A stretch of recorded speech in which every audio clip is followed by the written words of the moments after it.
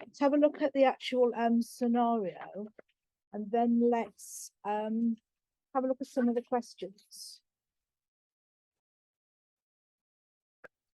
So this is the one scenario. The reason why I've picked it is because of some of the questions are not nice.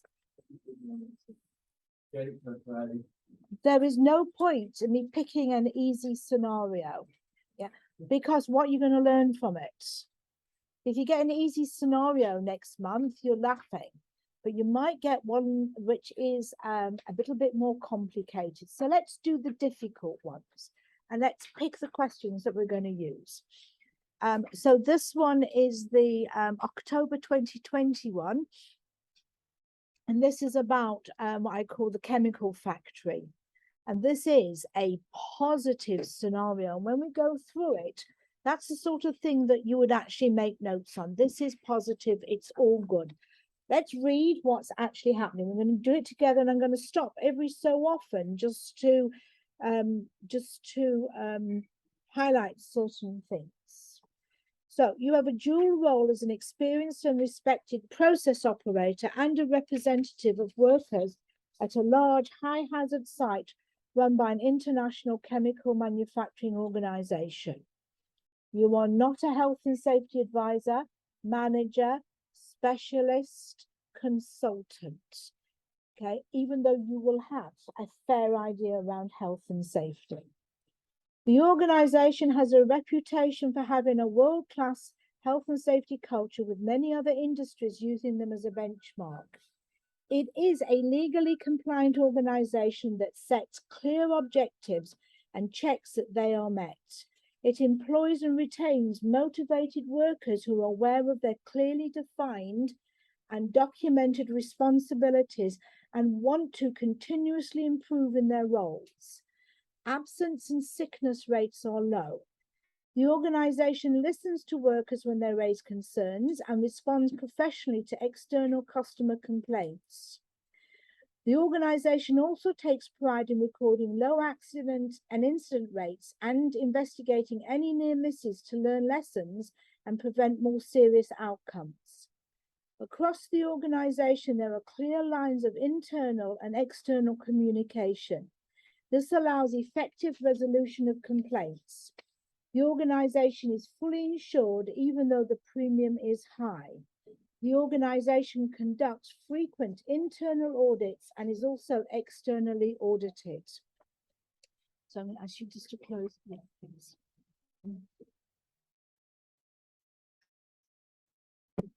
The process you operate is running at a reduced production rate due to a technical problem with a large storage tank containing a highly toxic product.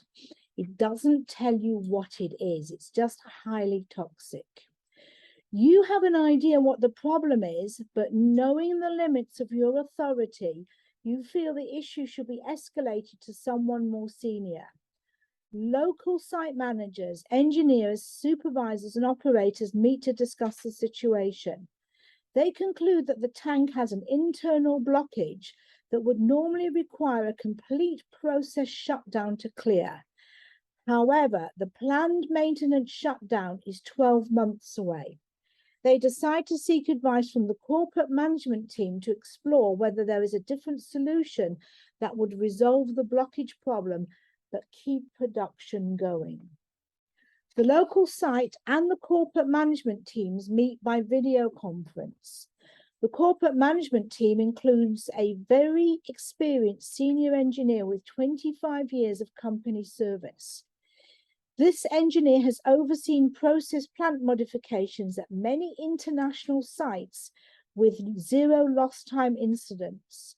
They all agree that the modifications can be safely made to the tank without the need to shut it down, and the necessary resources will be made available for this work.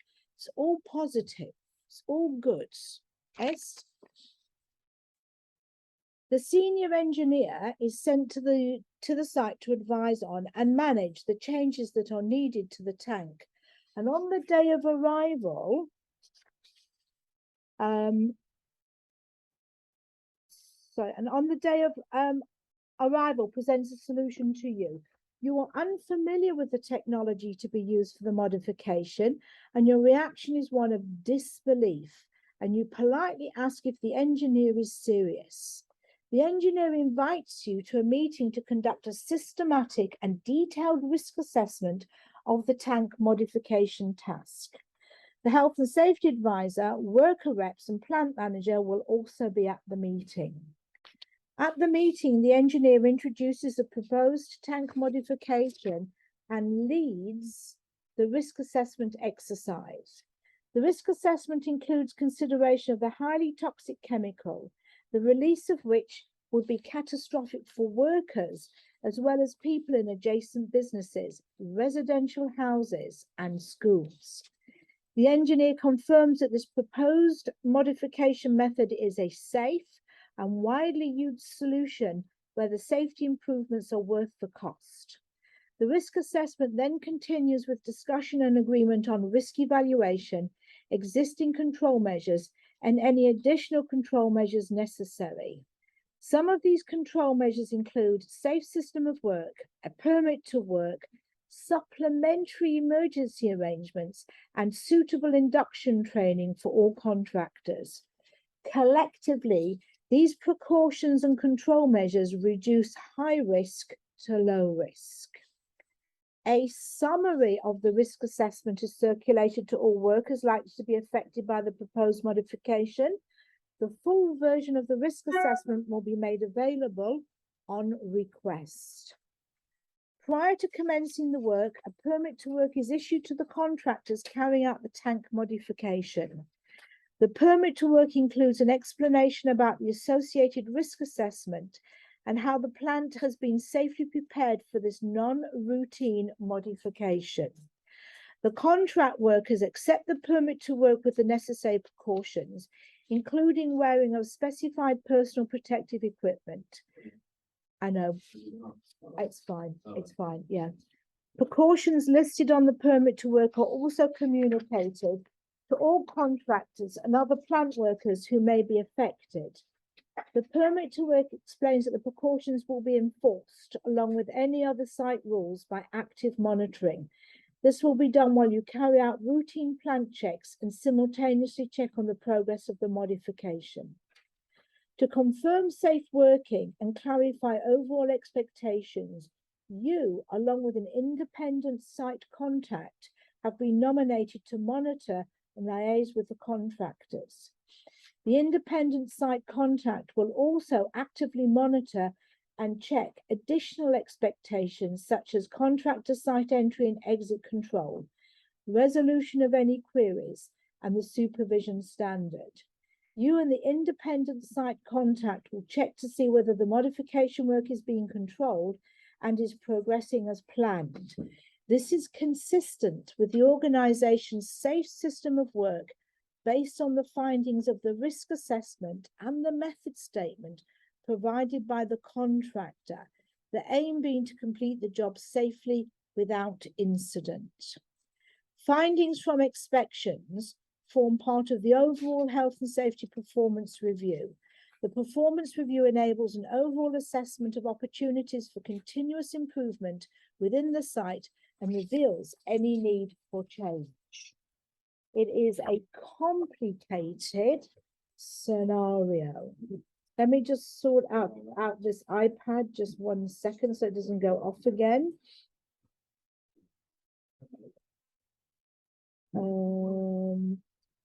Right, okay, let me sort it out.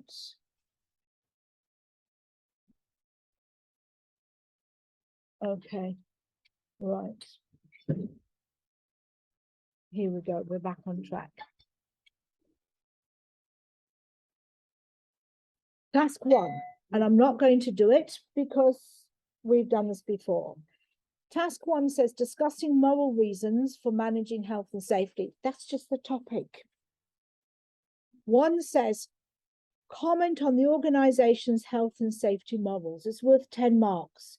Do a plan, 10 points. The first one being, do they have good morals, bad morals, or do they have a bit of both? I think there's a lot of good morals there. You should support your answer where applicable using relevant information from the scenario. You shouldn't have any problems with that. Well, it should be an easy 10 marks. You know, what do they do that is right, that looks after people and keeps them happy and that they know they are working safely? That's what they're looking for. Task 2, roles and responsibilities. You know, so it comes up a lot. It's not a great question if you go down the wrong route. 2, for a health and safety management system to work properly, you need to have clear roles and responsibilities. They're not asking you what those roles and responsibilities are. The question is comment on, once again, it's a comment on evidence from the scenario that would contribute to the effectiveness of the roles and responsibilities. So make a comment. Do you think that the roles and responsibilities, that people know about it, that it's effective? Yeah, I would definitely do that. So what else are they looking for? What would contribute towards the effectiveness of the roles and responsibilities? You could divide it up. And I often say that when you've got a question like this, and let me just bring up my pen, we might as well start with something. It's my pen. Okay. So that's not going to do anything, is it? When they're looking at something like this, and you're talking about roles and responsibilities, okay, you've got a key word here. That's the key word, and. Because it's worth 10 marks. Can you split it up to roles, responsibilities? You might not get 5 for each, but you might get 3 or 4 for one and 7 and 8 for the other. So they're asking, what sort of answers are they looking for? So I don't want to do it. I'd rather go through the questions, looking at them. What sort of answers are they looking for? What evidence, because you can only use it from the scenario, would contribute towards the effectiveness of the roles and responsibilities? So this question what you asked. Yeah. Yeah, so experienced people consulted. Yes, I'm happy with that one. So you've got experienced people. The corporate team led from the top, they understand the accountability. That's the understanding of their accountability is what they're looking for. Thank you. Okay. Led and understand their accountabilities. Lisa says recorded, so if you can't read my writing, you can go back. What else would assist to contribute towards the effectiveness of the roles and responsibilities? Connor? Is that having contact on site? You're actually contact, aren't you? But are we actually focusing on what they're doing, or are we focusing overall? Okay, their roles and responsibilities. What would contribute towards the effectiveness?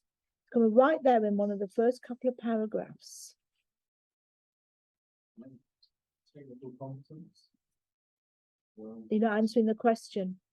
The question is around, yeah, what would help contribute towards the effectiveness of their roles and responsibilities?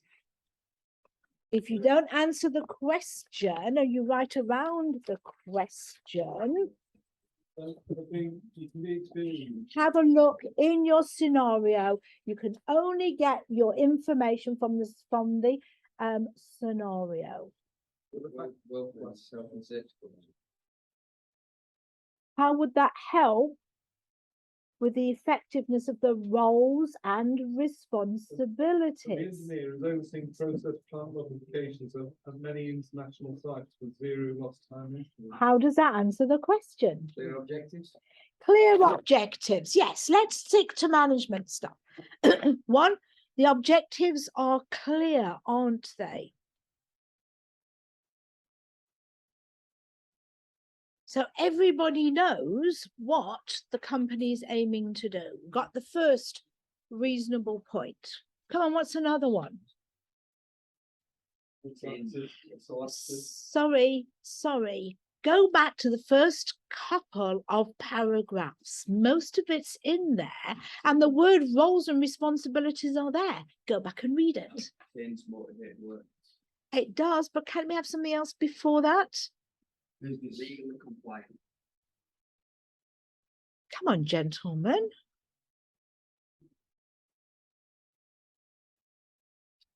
Documented responsibilities. Thank you. It's documented. Would that help to make sure that it is effective? Yes, so it's written down. So definitely that the roles and responsibilities are documented. You can only get the information from the scenario because the question has limited you to that. Okay. What else could you show that? Motivated workers, right? Okay. Yes, okay, is that when you go back and look, I'm just going to nitpick here. Okay.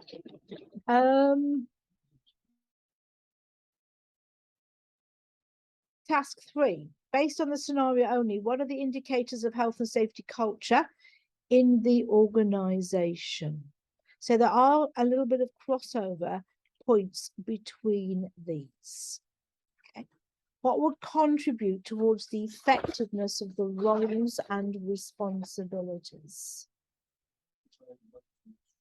Got a defined management structure. How do you know you've got a defined management structure?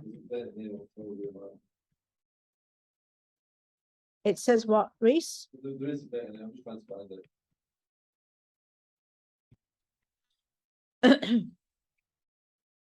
You say about the site managers, engineers, supervisors, operators need to discuss the situation. Yeah, but yes, you're quite right. But how does that show the effectiveness of the roles and responsibilities? Because they've got a lot of sickness, right? Sorry, I'm with Connor at the moment. That's what he said, we need to find management structure, so that's them, isn't it, really? Right. So what about it? What about the it is, and this question comes up around exactly the same wording on loads of scenarios. What would contribute towards the effectiveness of their roles and responsibilities? Yes, that would help, wouldn't it? Yes, because it says here that for this particular job, the necessary resources will be made available. So definitely something around resources. Making frequent internal audits on our externally audited. And how does that answer the question? I'm sorry, Dave. How does that answer the question? If they're externally audited, then they're getting feedback on how they're performing. So that will into, execute their responsibilities better. Does that answer the question? Comment on the evidence from the scenario that will contribute to the effectiveness of the roles and responsibilities. You said the audits ensure that it's within the rules are to do. I think that would be better, wouldn't it? Yeah. I think something around audits would work. Don't forget, this is about looking at the scenario and gleaning the information. They have regular internal audits as well as external ones. And it's the internal ones, probably more than the external ones, that would help with this, that would highlight issues that could then be potentially changed. I'm going to put audits down. Why not? Because why do you have an internal audit? Why don't you just leave it for the external auditors? If you have an external audit, like for an ISO 45001, you would get a non-compliance if you don't have internal audits. It's all part of the auditing system. What do internal audits do? You're right. Where you're underperforming, so you can make an adjustment. Before the external auditor comes in and charges you a fortune, comes up with a major non-conformance and then doesn't give you your certification.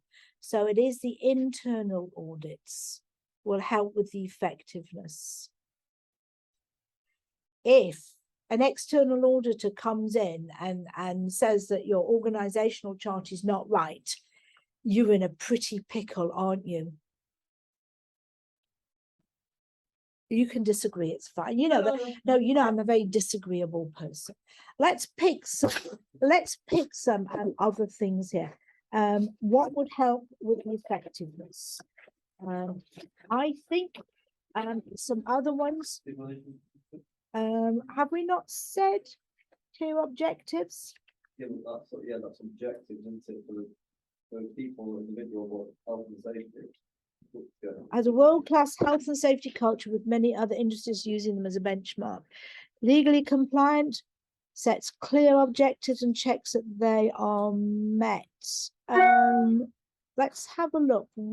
It will have a health and safety policy for health and safety performance review. So let's put something down around that one, around a health and safety policy. What about other things such as, okay, say you, for me it's a she, for you it'll probably be a he. You have an idea what the problem is, but knowing the limits of your authority, would that help? Yeah, I thought that was a good thing when he knew that it was beyond his expertise. Right, so that one is a definite one as well, because you know your limits of authority. How do you know that you know your limits of authority? Training. Job role.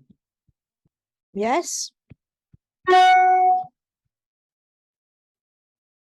You knowing your limits of authority.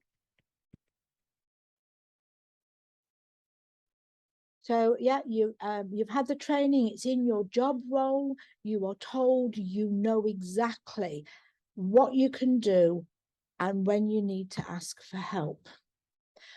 So now you pop off and you go and ask for some help. You go to the senior local site managers, engineers, supervisors, and operators meet to discuss the situation. They conclude that the tank has an internal blockage and would normally require a shutdown. They decide to seek advice from the corporate management team. Okay. So not only, so one is, you know your limits of your authority. What about the local teams? They know when to ask for help. They can't make this decision, can they? They decide to seek advice from the corporate management team. So the local teams are aware and know of when they need to seek help. Yeah, it says local site managers, engineers, supervisors, and operators. They know the limits of what they are allowed to do, and they seek help. Definitely another point. Yep. Yeah, the local teams, you know, the local teams. They also. Yeah, so they know, they are fully aware that they cannot make that decision on their own. So their roles and responsibilities are effective. They haven't decided, oh yeah, you know what, we'll just do a shutdown, or we'll just try it. There's no guesswork. Yes, They know what they need to know. Go a step higher. What about Have you got accountability? the corporate team? We've got, you said, Like some understood their accountability. yes, the corporate team understand their Yeah. accountabilities, okay, which is their accountabilities and responsibilities. What about their roles? You've gone up to the corporate team, you've instigated, not you, the company has a video conference. Very experienced senior engineer. Yes, we're going to use him as well, because it's only around roles and responsibilities. If you've gone to the corporate team, and the corporate team, Involved you in the task. they are involved as well. They haven't told you, do you know what? It's not our problem. We're only worried about finance. They understand that they have a role to play. Well, also, they're not just dictating it. So Yes. the local site and the corporate management team meet by video conference to sort of discuss it rather than, oh yeah, don't worry, we'll sort it all out. In 12 months when maintenance due. Yes. Or, well, that's your problem, you sort it out. It's like, Yeah, it is. They understand their role, and part of this is in making this decision so that you or the company can make it. Our senior engineer, okay, a very good point, okay, is involved. He's on the corporate team, isn't he? The senior engineer,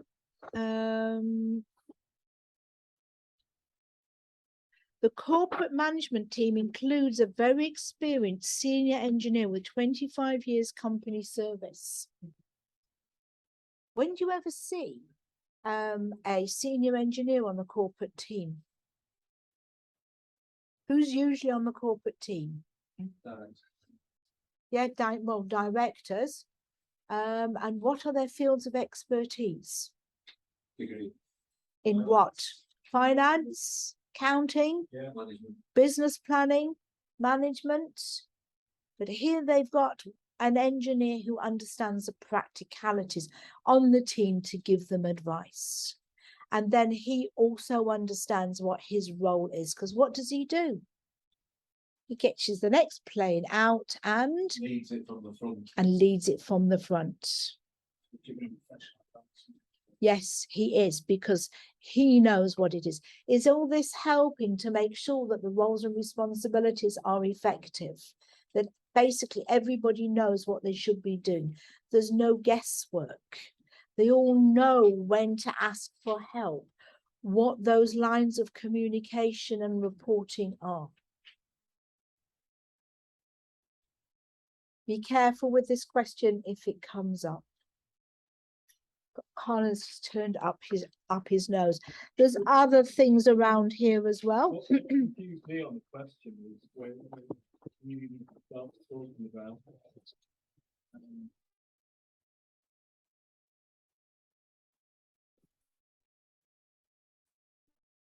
health and safety management system to work properly. Well, it's actually what makes the company work properly, isn't it? Well, All these things.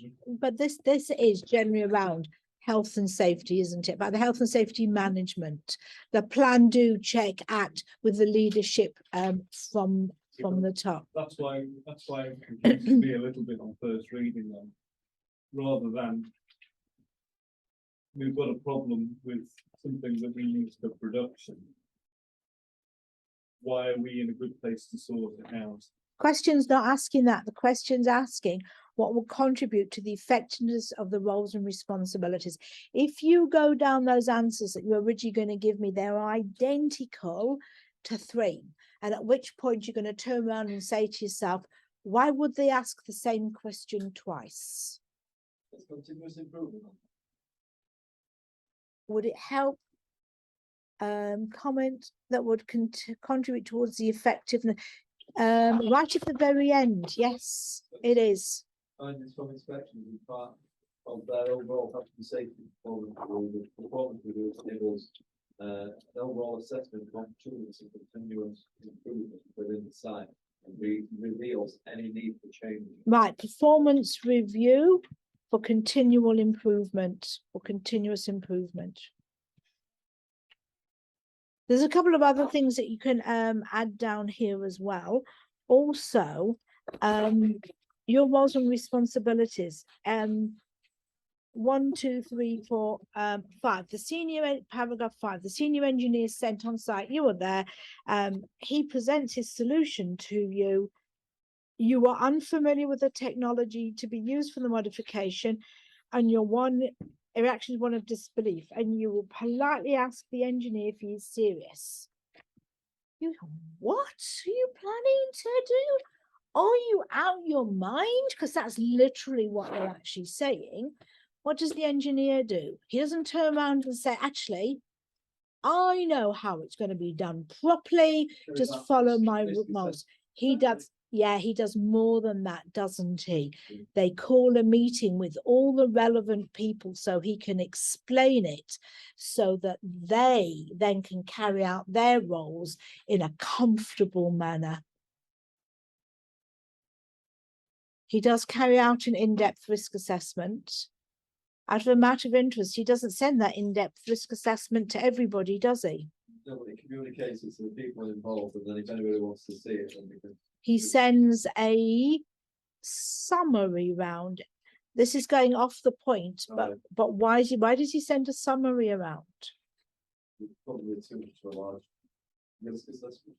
Yeah, because everything's in there. The summary gives all the key points that relevant people need to know, and anybody who wants to know anything in more depth, such as the contractor company, then would get the full risk assessment.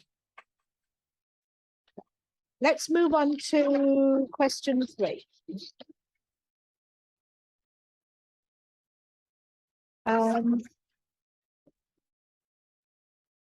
Task 3, influencing health and safety culture. Based on the scenario only, what are the indicators of health and safety culture in the organization? Health and safety culture. Yes. It's only what are they, and it's based on the scenario. You're not going to write me or anybody war and peace in this, are you? As long as the examiner understands what you're going to say. Yes. So a number of the things that you use for task 2 can also be used for task 3. No, it's a different question, but if you had identical answers for 2 and 3, then you know that you've missed something somewhere. So what sort of things can you use? We're not going to go through 20. Use as a benchmark. Yes, yeah. Used as a benchmark, low absenteeism rates.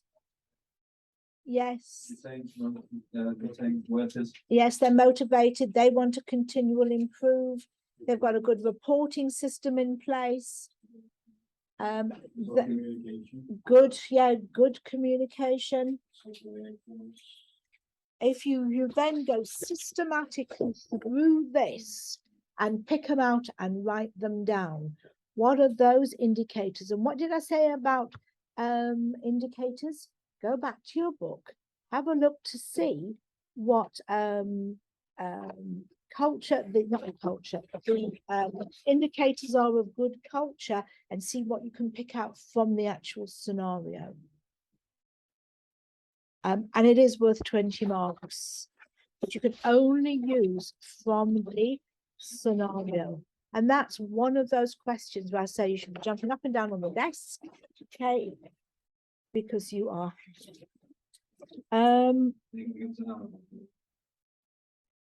It's the only thing there is based on the scenario only. What are the indicators of health and safety culture in the organization?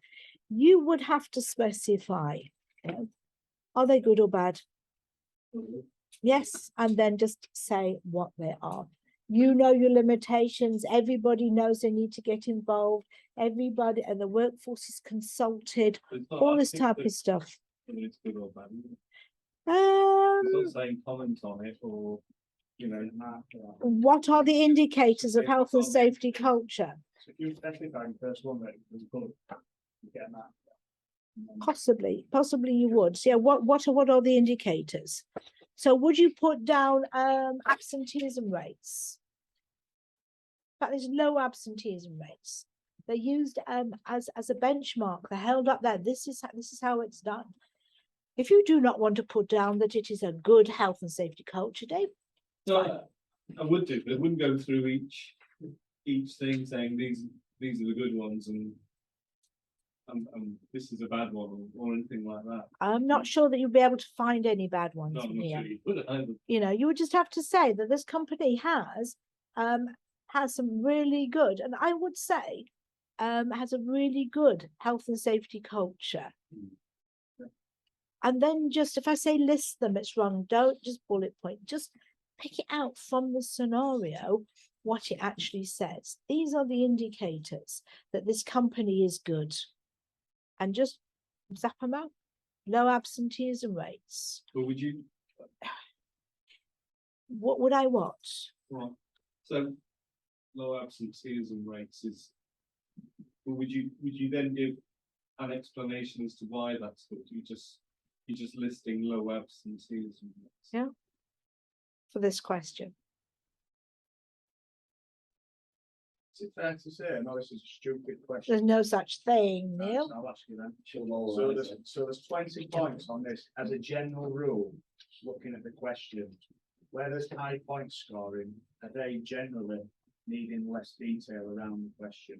Not No. others? You've got 100 marks for this paper. Right. However they divide it out. So look at the question, and the question will tell you literally what sort of evidence they are looking for. So say, yeah, that's what evidence on. Yeah, but for this question, I would definitely start it off, and I would say that this company has a positive health and safety culture. From the scenario, this is why these are these indicators. It's up to you.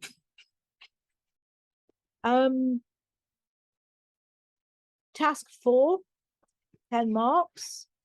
Why should lessons be learned from incidents?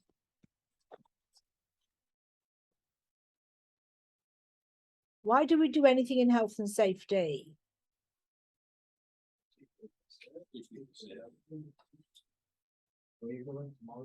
Yeah, go down your legal, moral, and financial reasons and sort them out. But this is a company that has low accidents. They do investigate incidents. Other than a general improvement of health and safety. So they've excluded that, haven't they? So this task 4, Moira, that is not regarding the scenario, is it? It says, well, it doesn't say based upon the scenario like rest of them do. This one just says improvement of health and safety. What specific reasons are there in the organisation? In this organisation, it is this organisation to learn lessons from incidents. Get it now. Okay, you can definitely do. Is it all? Is most of the questions all the time? Most of them. They're not about the scenario. What's been most of them. Yeah. Wait till we get to the next one, which is the fighting question. So for this organization, not any organization, or for an organization, this one to learn lessons from incidents, okay, to prevent further accidents. To prevent them from getting worse, to keep legally compliant. Improvement in general health and safety. So that's other than could cover a lot of what I would say with the answer. So it's a different, because again, you know, continuous improvement, just reducing accidents and all that, if they're all part of. So you improving health and safety, right. So you couldn't put down an improvement for health and safety, but you would have to. You know, you're looking for 10 points to keep you legally compliant, to keep you up there as the beacon for health and safety, for you to be continually used as a benchmark that other companies use you against, to increase your potential client base or customer base, to increase the work, to prevent accidents from actually happening, to improve or keep your reputation high. Maintain your insurance premium. Yeah, absolutely. Yeah, to keep the insurance premiums or to get them lowered might help, or to keep them, Yeah. stop them rising might be better. To prevent unnecessary. Yeah, costs or to make- preventable costs. Yeah, to make you a company that is desirable to work for, so that you can attract key members of staff, so that your investors stay with you and don't go off elsewhere, so that you can improve the local economic climate by getting in more work and therefore to be able to employ more people. Loads of moral reasons for this and financial.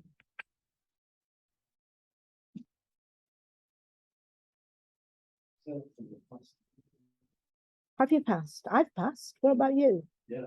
Okay.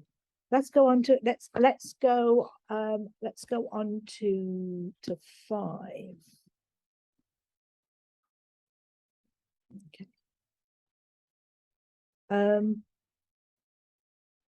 Right, that's task 4. Let's do task 5. Okay, this is a fighting question. Do I allow you to answer this question? I don't know. Task 5, risk assessment. The risk assessment for the proposed storage tank modification has been completed. It's done. Yes. Based on the scenario only, comment on whether the risk assessment is suitable and sufficient in the following areas. A, who might be affected, and B, the precautions are reasonable and the remaining risk is low.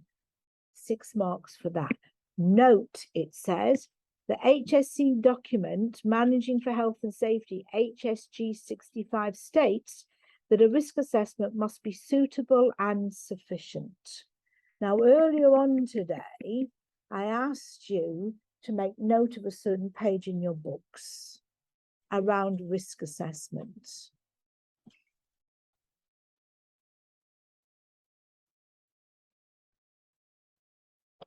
What page was it? 156. 156.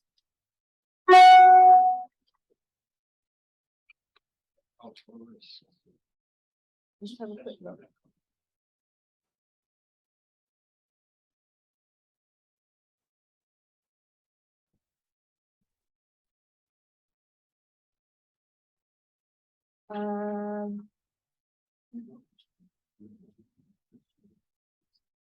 Right, okay.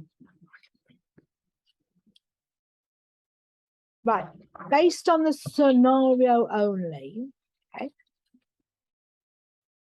Question 5A is around who might be affected.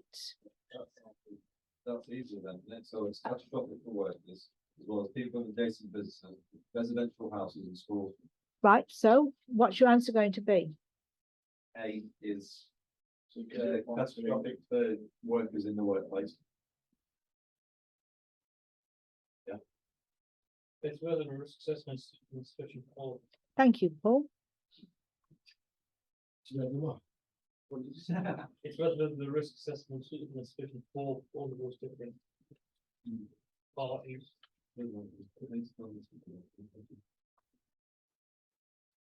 Ah, yeah, so who might be affected? Oh, yes. RTFQ, read the question. No, it won't be sufficient probably for the schools, because the colleagues know what it is. The probably in that risk assessment is for the actual job itself. The risk assessment includes consideration for yada yada yada for schools. So schools are one. It says it's includes consideration for schools. Risk assessment includes consideration of high cost area or the risk and so the release of risk will be catastrophic for workers as well as people in adjacent buildings.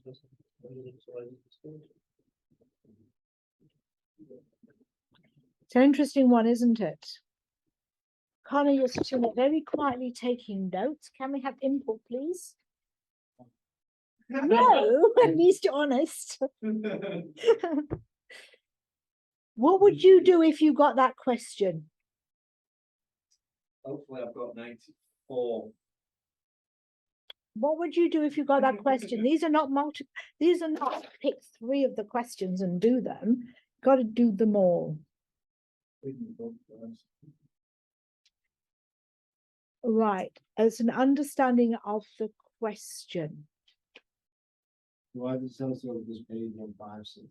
Okay, because that is around legally the risk assessment must be suitable and sufficient. And this means that it should show that a proper check has been made.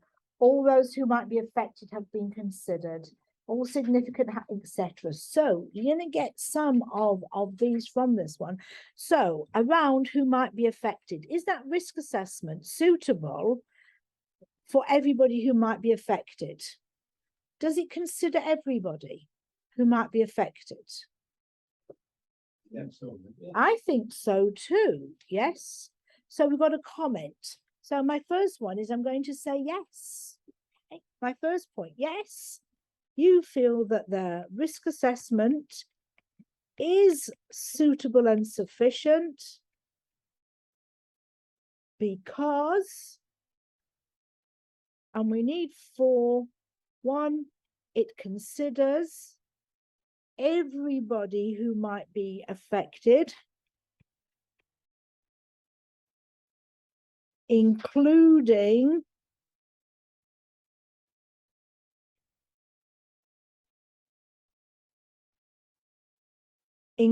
the schools, other businesses and residential area.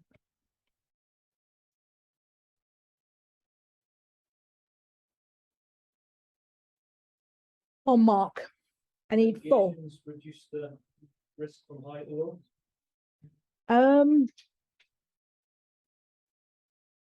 Is it suitable and sufficient? If the risk assessment reduces the risk down, then it's suitable, wouldn't it? So for purpose to identify the risk and mitigate it. Or would we put that in the precautions are reasonable and the remaining risk is low? Would you put that in B or would you put it in A?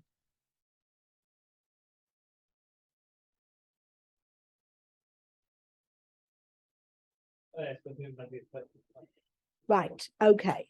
So for my second point that I would do, that it is suitable and sufficient because, okay, it looks at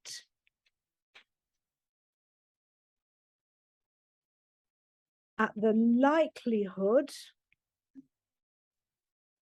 and the consequences if something should go wrong.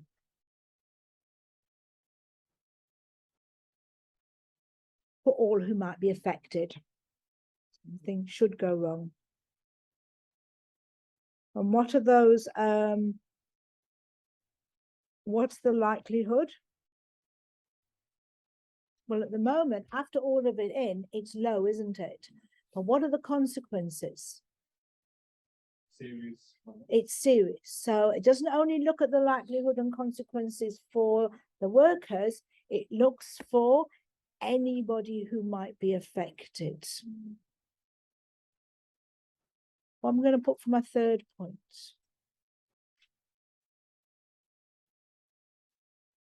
Around who might be affected. The risk assessment. Who carried it out? Experience. Senior engineer. So therefore, is it suitable and sufficient? Yeah. So would you say maybe because it's carried out by a competent person? Yeah. Who's experienced and has done this before? I think that might be a good answer for the third one. Yes. Thank you, Reese. Thank you. So it's carried out. Can you give us number 4? It's safe and widely used. Yes, by a competent person with experience with this type of activity. So they haven't got Mr. Joe Bloggs from down the road who's just got his IOSH managing safely. It's his first time out. He's 18 years of age, so he's no longer a young person, and got him to do the risk assessment at a tiny little fraction of the cost. They brought in the relevant people. Am I still basing it on the scenario? Yes. I haven't said anywhere around young people, pregnant people, workers, contractors. I've grouped them all. Because if you go down that route, you won't get any marks. What am I going to use for the fourth one? Now that your mind is on the right track. Did that review it? The control measures. Well, we're going to talk about control measures in B. Yes. We're talking about who might be affected. It's carried out by a competent person with experience. And let's have something around consultation. So who's been consulted? Yes. So the people doing the work have been consulted and their opinions have been taken into consideration. So I'm just going to put down here, it's been consulted with the workforce. Could you say that because it's based risk assessment considers same or a similar modification at different sites and that effectiveness, therefore it's more likely to for those? Insurance answer. So I will put it down. So you could put it down in A. Don't forget, whatever you put in A, you can't put in B.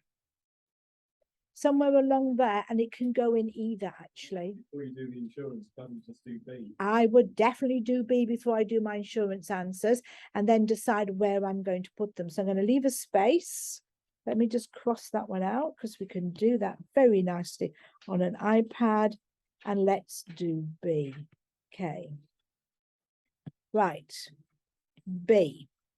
Is the risk assessment suitable and sufficient that the precautions are reasonable and the remaining risk is low? 6 points. First thing is add precautions reasonable.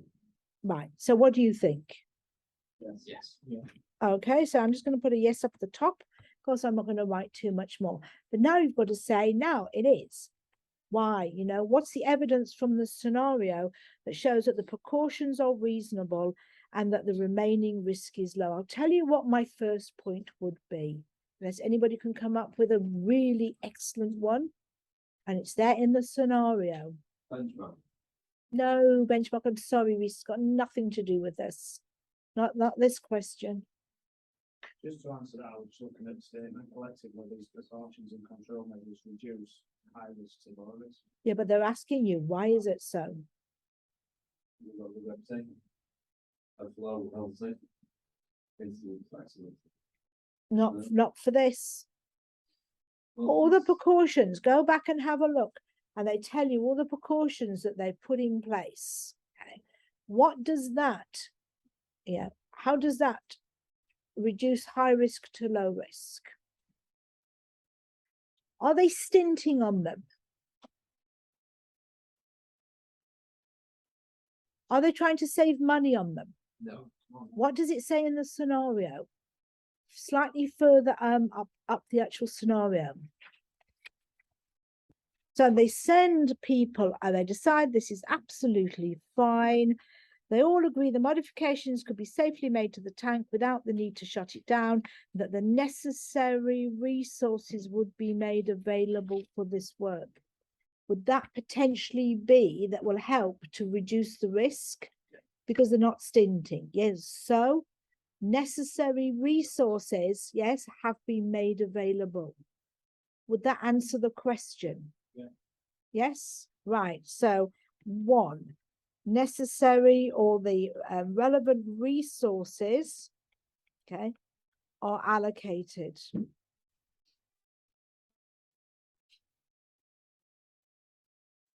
I definitely use that point about the fact that it is a you could around Experienced people consultant. I suspect we've used that one. Oh, actually, you're right, we can use that one. It works. So experienced people in the know have been consulted. What about, Experts, what about contractors or carefully selected? yes, I'm happy for that one. So the contractors, we're not taking are carefully selected. They've gone through the selection process. So carefully selected to ensure that they are the right ones who are used to doing this type of work. This is what they do day in and day out. For We've got about 0 lost time incidents, is that relevant? no. No. Okay. But the fact that they've done it before is says in this scenario that this even more than that What is planned maintenance shutdown, so every 12 months away? no, we're not going to do it on the planned maintenance. Just 1 second. The engineer confirms that this proposed modification method is a safe and widely used solution where the safety improvements are worth the costs. And there was something else here. Let me go back and get it. The engineer has overseen process plant modifications at many international sites with 0 lost time incidents. Sorry, somebody mentioned 0 lost time incidents. Yes, but 0 lost time incidents will not get you the mark. I was gonna add some more on before you said no before. So Well, the fair. bit is not 0 lost time. The fact that it's been done before With 0 lost time. with 0 lost time Tried and incidents. tested method. Tried and tested method. Okay. Why was in contractors? It's not, the contractor don't specify in the risk assessment. Don't go against the point. Sorry. So, Well, part of the risk assessment, some of the control measures are that you've got the right contractors in place. You're not going to do it in-house. it specifies contracts. It says that these contractors will need suitable induction, but it doesn't say if these contractors are going to be used in. Or anything like that. Prior to commencing the work, a permit to work is issued to the contractors carrying out the tank modification. Later on, it says, this is consistent with the organisation's safe system of work based on the findings of the risk assessment and method statement provided by the contractor, the aim being to complete the job safely without incident.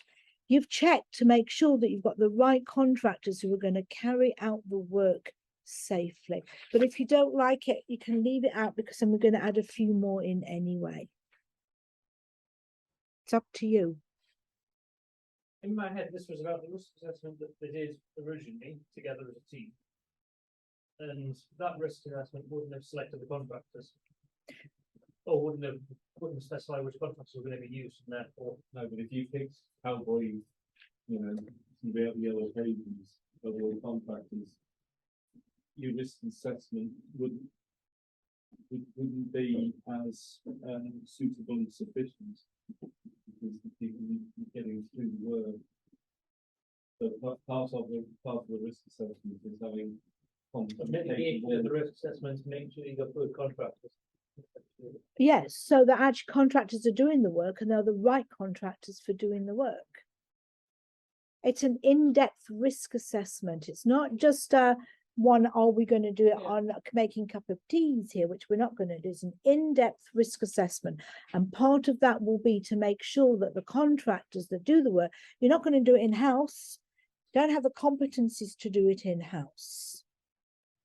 That those contractors that you select are competent, that you are happy that they will carry out the work safely. Let's use another one, okay? How do we know that those risks remain low? Because it's not done under standard conditions, it's done under a permit to work, okay? So definitely let's have something around a permit to work has been issued, which then keeps additional control on the actual work to make sure that everybody knows exactly what needs to be done. It's part of that safe system of work. You've also got for another point is the fact that close monitoring takes place. Will that help to make sure that the precautions are reasonable and that the remaining risk remains low? Yeah. You're not just going to send them off and say, hey, presto, here you go. Here's a safe system of work. Give us a shout when the job is done. That isn't what happens. Says about specific people. Specific person, Right. Could we use it? Close monitoring takes place.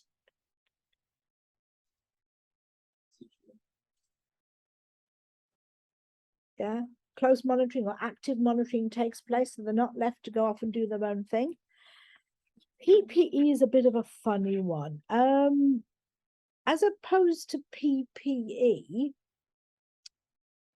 because if they are you going to give PPE? Okay, necessary where including those specified personal protective equipment. Why don't we rather use that precautions listed on the permit to work are also communicated to contractors, etc., and that the permit which explains that precautions will be enforced. And then you can put including the wearing of PPE. So the permits and Yes. So that all precautions will be enforced. So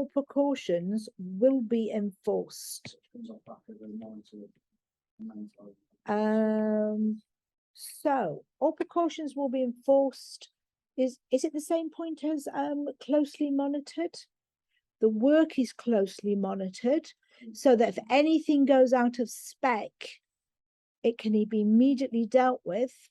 But the fact that site rules and all precautions and PPE will be enforced. Does that help to make sure it remains low? The risk remains low. It adds to it. Because we're saying, yes, we're happy. Anything else you want to add? I've got 7. Because don't forget, we're going to argue some of them anyway.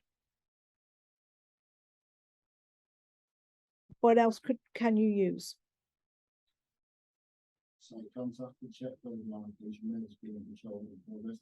So you've got monitoring. It says, yeah, you get an AA for that.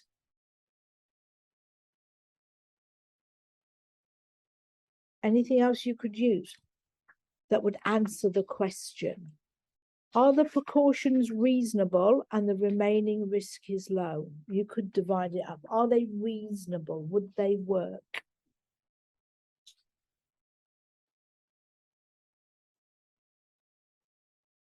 I think so. There are reasons online to the report. They are reasonable enough to be considered affordable.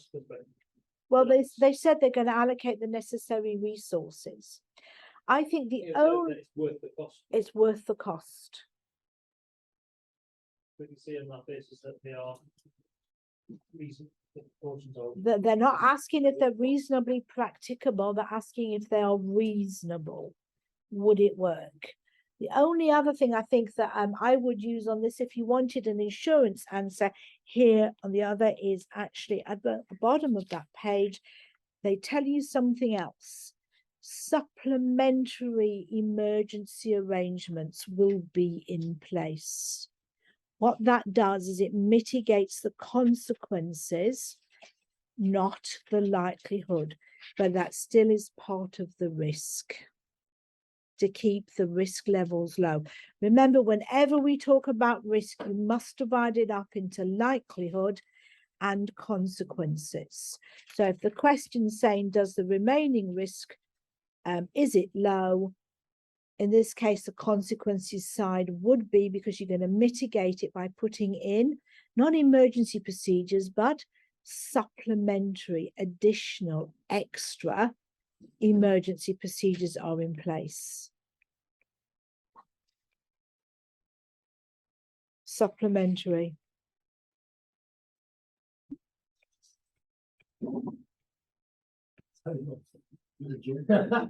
Don't jump. Do not jump out of the window on the 4th floor. And reds and stuff there. Right, so that's our first fighting question. And I think we're actually going to take a short break. Let me see if I can put this on pause. I think this one, I'd have to view it. It's special to have. Yes, at least 6 out of 10. So I've had that several times. What hasn't dropped? What hasn't dropped? Just, yeah, I've got it. So I have to take Right. information, like, I think I'd have to be. I would do it, like, found myself spending the time. Might be a minute, constant, Straight away, the microphone might be I think that's what I'm affected rather than It was really. That'll be what it's for, it's suitable and. No, but you're looking at it, looking at it. You know, like an example before. Record it. Let's resume the share.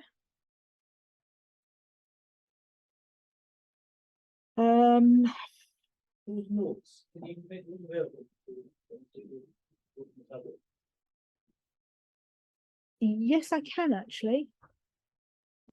I can. Very long picture of PDF or whatever I did.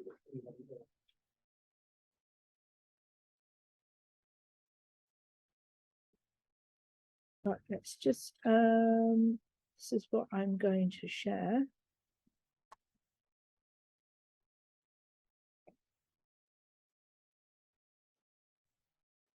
Why is it paused?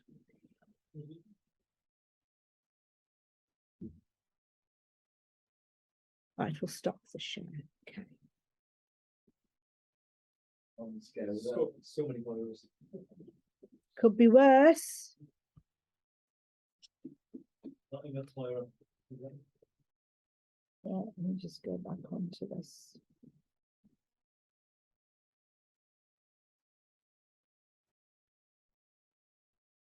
There we go.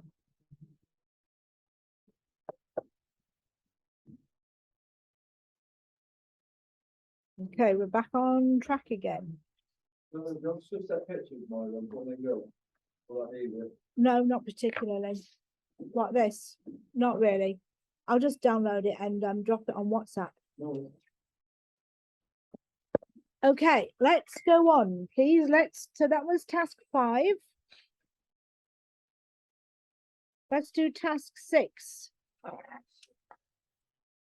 Task 6 is all about a permit to work system. So it says the organization has an effective permit to work system.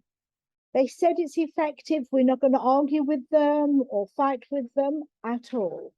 But the question's asking, why should a permit to work be used to manage this storage tank modification? It's worth 10 marks. 1 to 10. So it's specialist maintenance.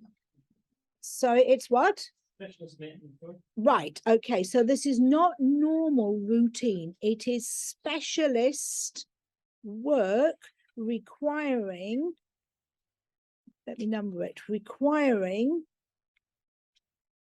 contractors. Confined space entrance.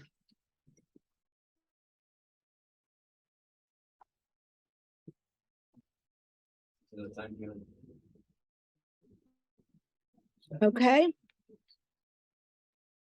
It's conducted in a confined space. Allows the team to carry it safely. You can? Yes. All right.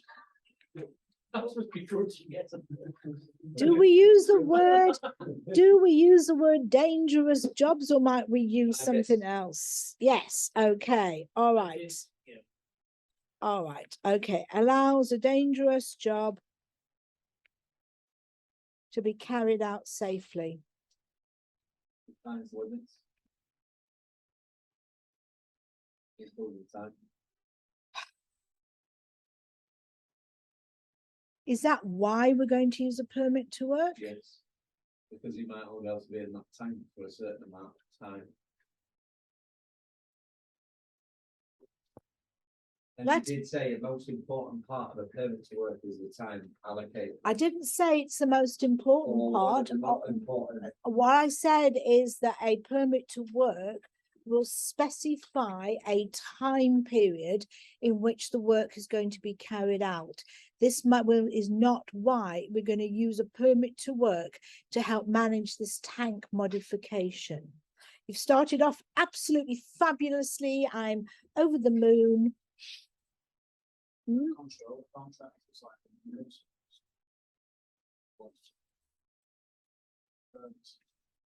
I know what the permit says, but why would you use a permit to work to help manage this storage tank modification?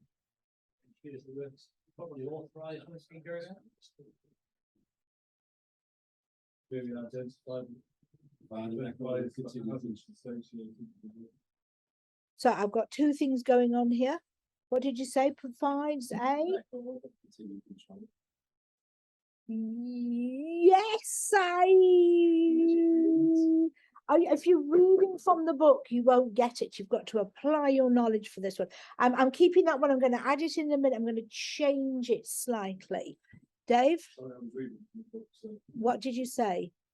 Clearly identifying the hazards associated with the work and necessary. precautions. That's not why you would use a permit to work. That's what the permit to work does. A safe system of work is in place prior to starting, Um, because you've got to set up the area. Only authorised persons are performing that. right, okay.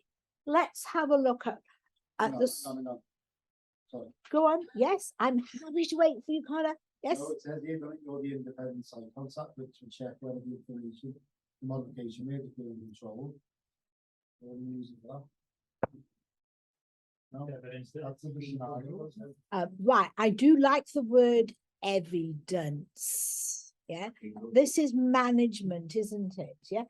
Evidence. Okay. So you've got evidence to show that you've put everything in place that is reasonably practicable. It's documented, isn't it? Is a permit to work system documented? So let's have something around evidence. Okay. So you've got evidence that you have fully controlled the activity or fully controlled the modification. I'm going to use evidence as well. Okay. You've got signatures, don't you? For evidence to prove, to show. Now, to show that they Yeah. were aware of the risks. Well, that they're going to follow the terms of the permit. Yeah. That's why you would use it. So you've got signatures for evidence. Because the permits get signed, don't they? Signatures for evidence to show that they will follow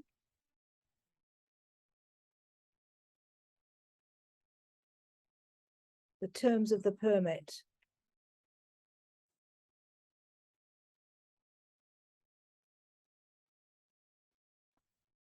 Right. Why else would you use a permit? We need to bring it in this situation. Is it very high risk?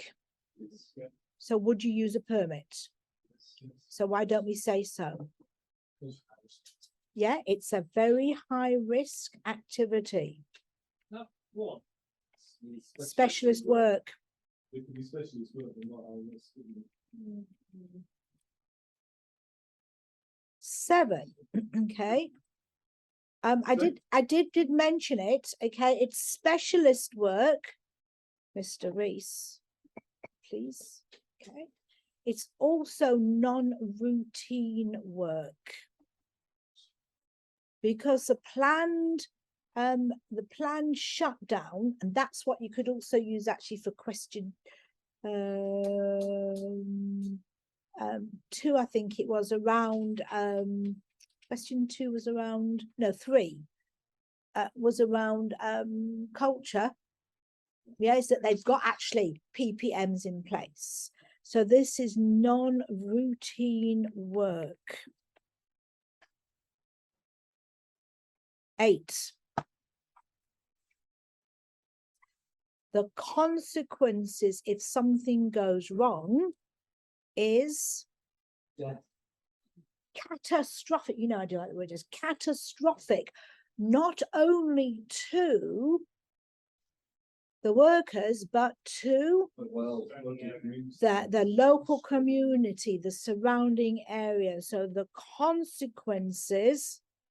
Isn't that a rehash of this very high risk activity? Okay, so let's call it an AA. I'm happy to call it an AA because I'm going to have more than 10.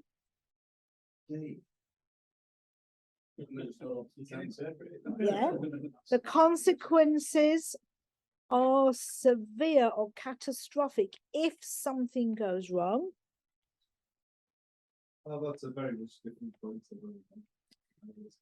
Possible AA, possible AA. Obviously, in the marking schemes, we'll give you the marks for this. What else? Sorry? What about it? They get something back, the safe, or on the back.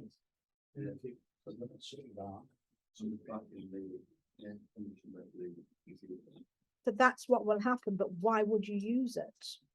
Why would you use a permit to work for this tank modification? Somebody's not going to operate that tank without the job actually completed. Isolation. Well, there aren't any, and that's crucial. You can't isolate it, can you? Why not? Because it says you need to continue the production. So this activity is not done under isolation, or it's done without a lockout, tag out procedure. So let's have this one. So the work is carried out while production is going on, and I would zap it out. Okay, it is not locked out and tagged out. Connor, why would you use a permit to work? Because if you're not going to lock it out and tag it out, you would definitely use a permit to work, because production is still going on while you're carrying out a very high risk activity. Normally, if you're going to do a high risk activity like this, you would put all your isolations in place, wouldn't you, to stop somebody from switching it on? But it is already on, it's ongoing, you're not stopping production. So it's carried out while production is going on. Oh, I'm really happy. Connor. No, I'm not picking on Connor because he had something to say and he got interrupted. No, that was mine, just standing there back, to be honest. Okay. Yeah. All right. What can we use for a 10th point? Why would you use permit to work to help manage the storage tank modification? Why do we do anything in health and safety? Why? Accountability. Reduce the risk of Identify the hazards. No? Right, we got some words right. Could this be a legal requirement? It might not be legal, but it could very well be. Well, the permit to work is a legal document, but why would you use it? Because it could be good practice, industry standards, and be part of the guidance requirements. So anything around legislation will get you another mark. As soon as you see why you're not going down legal, moral, and financial. So let's put it in. So it could be I'm just going to put down here a legal or a guidance or industry standard requirement, which then keeps you legally compliant. I take it you would be specifying which rates or which clauses. Not, oh, no, definitely not with this one. back of that could it be used for, further down the line as like in a portfolio? Like history or key records and all like that, if it used as evidence, Well, we've got evidence Okay. that you've fully controlled the modification. So we've got legal, moral. finance. Yeah, financial come to you in a moment. Yeah, it's the right thing to do because you know it's going to keep people safe. You get a point for that. Yeah, of course you would. Yeah. It's the right thing to do because it keeps people safe. Get a fancy block out there. Let's have safe and happy. Let's zap it in. 12, because don't forget I've been challenged, so therefore we might have some AA, so therefore I want some more. Legal, moral, anything financial you can use, Neil? I was thinking, like the insurance policy might stipulate that you have to work to legislation. So that's why you're having to put it in place to keep that compliant as well, which keeps insurance premium. Right, so let's keeps you compliant or keeps the company compliant with any industry insurance and permit specifications.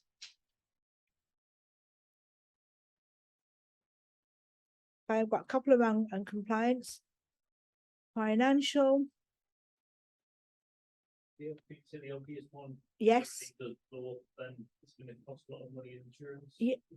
Therefore, a better premium. So Absolutely. So let's just put this, because if you don't use it, potentially you could get prosecuted and insurance premiums could go up. So there could be, if you don't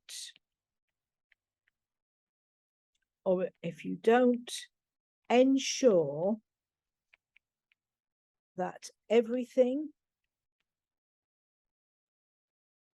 is done to prevent, it's the hazardous substance, isn't it? It's the toxic substance. The toxic substance from escaping, and we don't know whether it's liquid, vapor, gas. There could be prosecutions,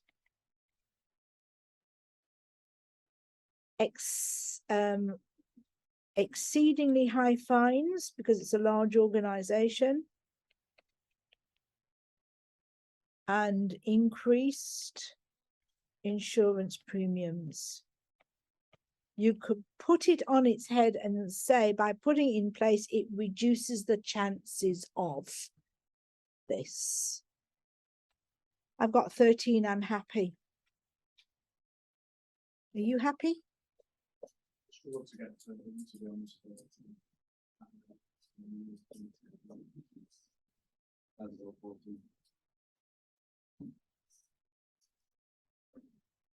Would you? Well, when the results come out, Reese, I'll post them, don't worry. I expect you to get not only a distinction, I expect you to get 95%. I'll give you 5% leeway. what's the record? So actually, up until yesterday, I would have said I don't know. But actually, I was looking on my social media, on LinkedIn, and I think it's one of the, do you know what? I can't remember which company. It was the one that I know with. They posted on there that the guy had got the prize with the last awards in the beginning of September for the highest mark locally, not internationally, and he got 97%. Challenge? Yeah, he got 97%. I don't know. I just had a look at it and I thought, okay, really, really good. What did you get, Moira? With mine, Yeah. I did mine quite a long time ago. You get Um, distinction. No, I didn't. I got a credit, but I'll tell you what I did get, and I don't know if it's still on my website. One of my students, 2018, Yeah, 2019, Yeah, and my international students in China, he got the highest mark internationally for, it wasn't the OBE when they did the other ones, and he came to the UK to collect his award. I can't remember what his mark he got over them. He got the highest mark in the world, excluding the UK. The UK is separate. One of my students. So I went to graduation. He invited me. I went to graduation, sat there in the VIP tent. I was dead chuffed with that. Really great. As I was saying to who asked me, what's the pass rate? Nebosh used to release the pass rates. Used to be able to find them. I think they release them to the training providers, but I don't have access to it. But as far as I know, and they do over the online ones as well.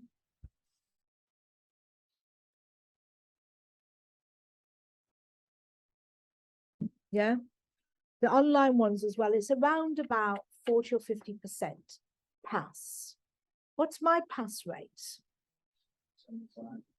I hope to God it's higher than that.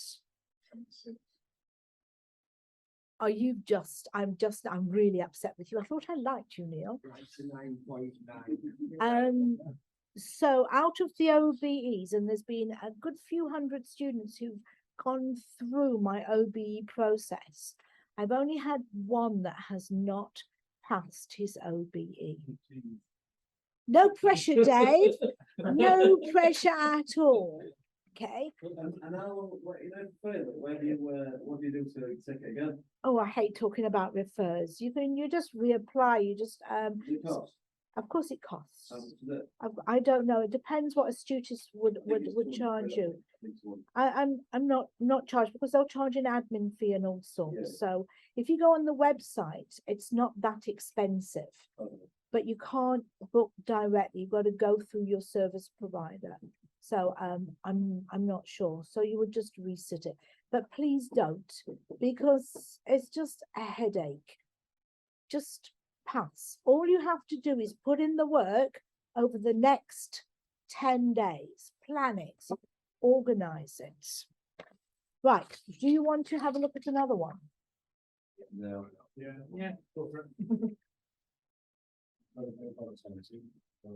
That's fine, and I'm happy to sit here for another hour for anybody who wants to. I've got to stay and get some right here. Well, I think that would be if you can.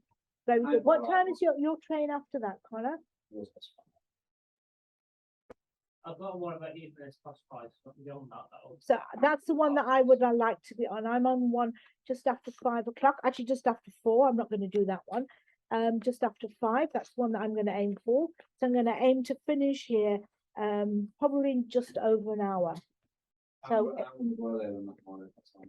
that is entirely up to you. Okay.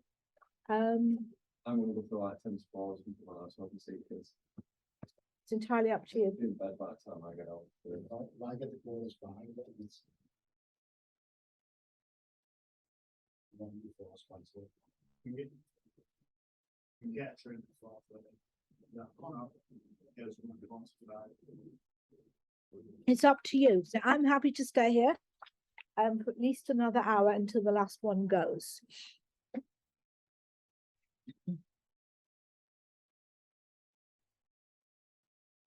Right, the next one I want to have a look at is the supermarket one. It is the April 21 paper. So let me put this one, what we said was October 2020. This one is the April 21 paper, because there's some very different questions in here around this one. Have you got it?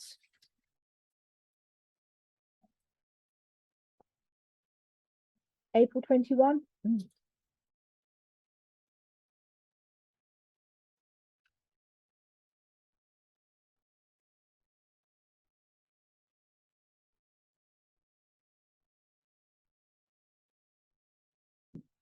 Got it, Connor? Gentlemen? Yeah. Right. So here you are. You are the health and safety advisor for a large supermarket store that employs 80 permanent workers. So you've got a certain role. The workforce is comprised of workers, day and night shift managers, and a store manager.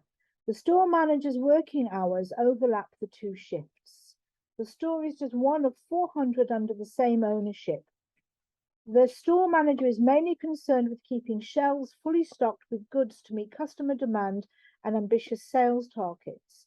When not in their office, they spend the rest of their time walking up and down the goods aisles checking for empty shelves. The supermarket was listed in the top 10 for sales last year, and the store manager wants to do even better than this year. They have told the shift managers that they do not care how it is done, but the supermarket must be in the top 5 this year for everyone to receive their bonus.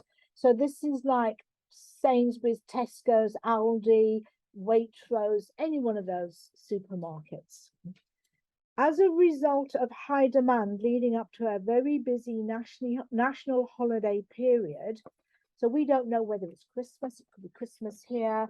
If you're in China, their busy period is February, March is their spring holiday. Different countries have different options. 20 additional temporary workers have been recruited. Before starting work, the temporary workers have a very brief induction consisting of a 2-minute video explaining the company values. However, there are no written job descriptions and a limited instruction or training about how to do the work. There is very limited supervision. There are also no written training records for these workers. The temporary workers are unaware of the company health and safety policy or how to report any issues, defects, or problems to their shift manager. They are immediately put to work in busy areas where they are needed most, such as shelf stacking and transporting empty cardboard boxes to a storage area for compacting. They are told not to operate the compactor as it is dangerous and has been subject to a previous enforcement visit. As part of the supermarket's drive to be more environmentally responsible, they have a large compactor baling machine. This is used to compact waste cardboard packaging so that it takes up much less space when it's stored and transported. The compactor comprises of 3 sections arranged vertically. At the top is an enclosed hydraulic ram. In the center is an opening at about chest height through which the cardboard is fed. The opening is guarded by a safety gate. At the bottom, resting on the ground, is a chamber in which the cardboard is compacted by the hydraulic ram. The contents of the chamber can be accessed through a safety door on the front of the machine. Under normal circumstances, the authorized operator manually operates the safety gate and feeds waste cardboard into the machine through the opening, which then falls into the chamber below. When the chamber is full, the authorized operator closes the safety gate across the opening above, and when the above and starts the compactor using control buttons on the side of the machine.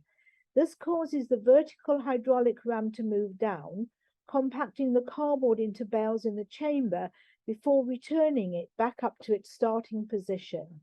An alarm sounds to indicate the process is finished.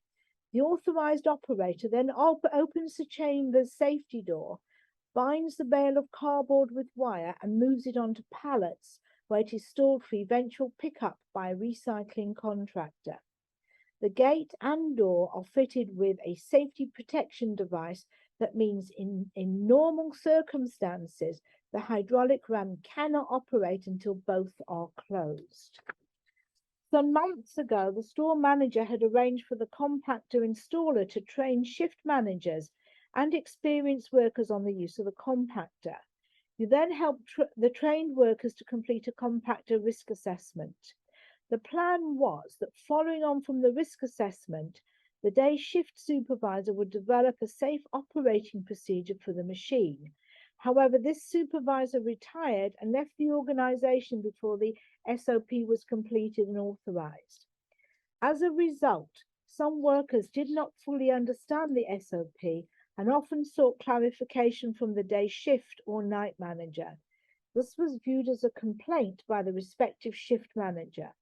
Whenever workers raised any safety concerns, the response was usually the threat of discipline in the form of formal warnings, loss of bonus, or dismissal and replacement by other, more willing workers. At the beginning of the day shift, the shift manager was told that the compactor's safety protection device had stopped working. The compactor continued to operate even when the safety gate was open. The shift manager tried to telephone the installation company for most of the day and only got an answer towards the end of the shift. The installation company told them that they could not send an engineer to fix it for at least 24 hours. This was relayed to the store manager, who told workers in the compactor area only not to use the machine until it had been fixed, but took no other action to prevent its use. Neither the store manager nor the day shift manager revisited the compactor area of the supermarket. At shift handover, the day shift manager simply told the night shift manager that the compactor was faulty and it would be fixed the next day. At the beginning of the night shift, 2 young temporary workers took a large pile of waste cardboard boxes to the compactor.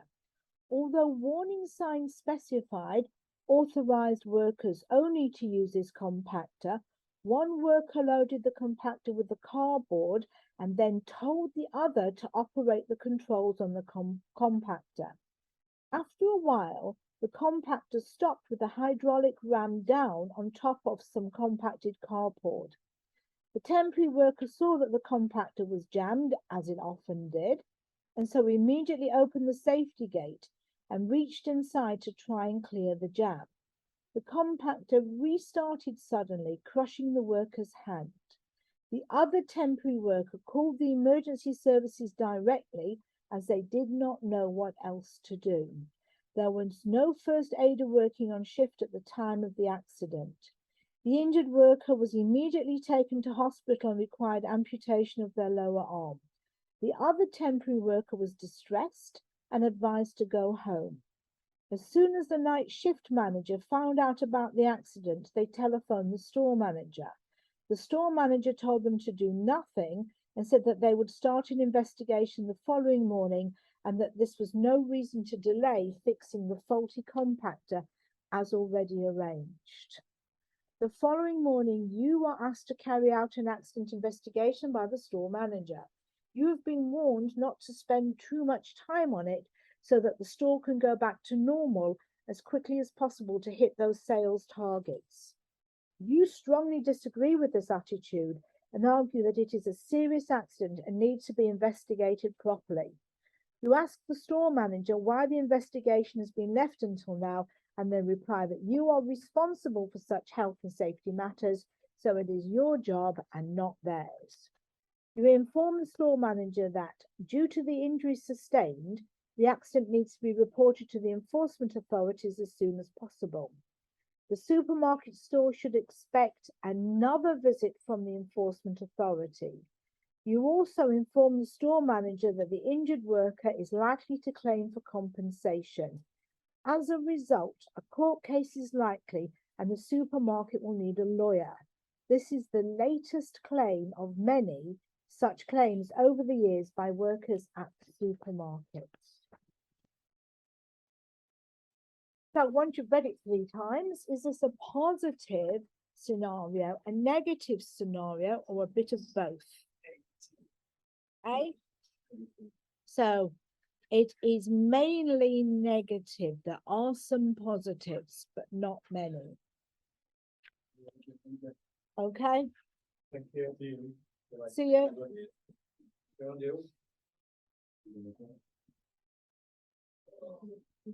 Are you heading off as well, Connor? Okay, great. Right, actually, yeah, I'll let you know on, thinking, it won't be done. All right, I will. thank you. I'll let you know how we get on. Yes, you will. See you in a bit. Okay. You can take your name if you wish. Right. Task 1. Employees' responsibilities in the workplace. It is likely that the injured worker and their fellow worker may have breached some of their duties as employees under the Health and Safety at Work, etc. Act 1974. Comment on the extent to which Section 7 clauses may have been breached. It's worth 10 marks. Note, you should support your answer where applicable using relevant information from the scenario. First thing, go back to Section 7. We did discuss this the other day. I did say I was going to talk about it today. First of all, you can only use the injured worker and their fellow worker. Paul, you can't use anybody else. And secondly of all, you can only use breaches under Section 7. You cannot use Section 8. You cannot use Regulation 14 under the Management of Health and Safety at Work rates. And if you have a look at what it says under Section 7, it basically says this, that you have to take reasonable care of yourself and others by anything you do by your acts and or omissions, and you must cooperate with your employers. At this point, because of what's in your books, I would go and I would put into Google Section 7, Health and Safety at Work Act 1974. And I would then put that into your reference at the bottom of your template. So if you go on to Section 7 of the Health and Safety at Work, I don't want to do it on here. And you put it in. It is and because all you're doing is checking to make sure that your books haven't missed anything. So let me bring it up. Okay. Section 7, Health Safety at Work Act.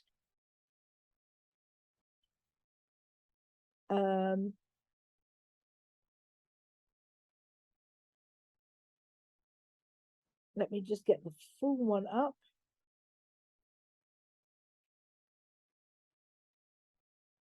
Let's actually just bring up the Health and Safety at Work Act.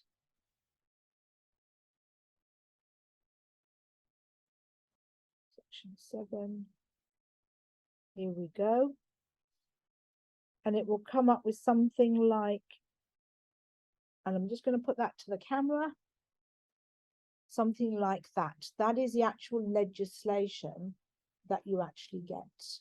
Okay, so if you read it, what does it say? So we're just double checking. It says here, it shall be the duty of every employee while at work, A, to take reasonable care of the health and safety of himself and of other persons who may be affected by his acts or omissions at work, and as regards any duty or requirement imposed on his employer or any other person by or under any other relevant statutory provisions, to cooperate with him so far as is necessary to enable that duty or requirement to be performed or complied with. And then you've got all the different modifications.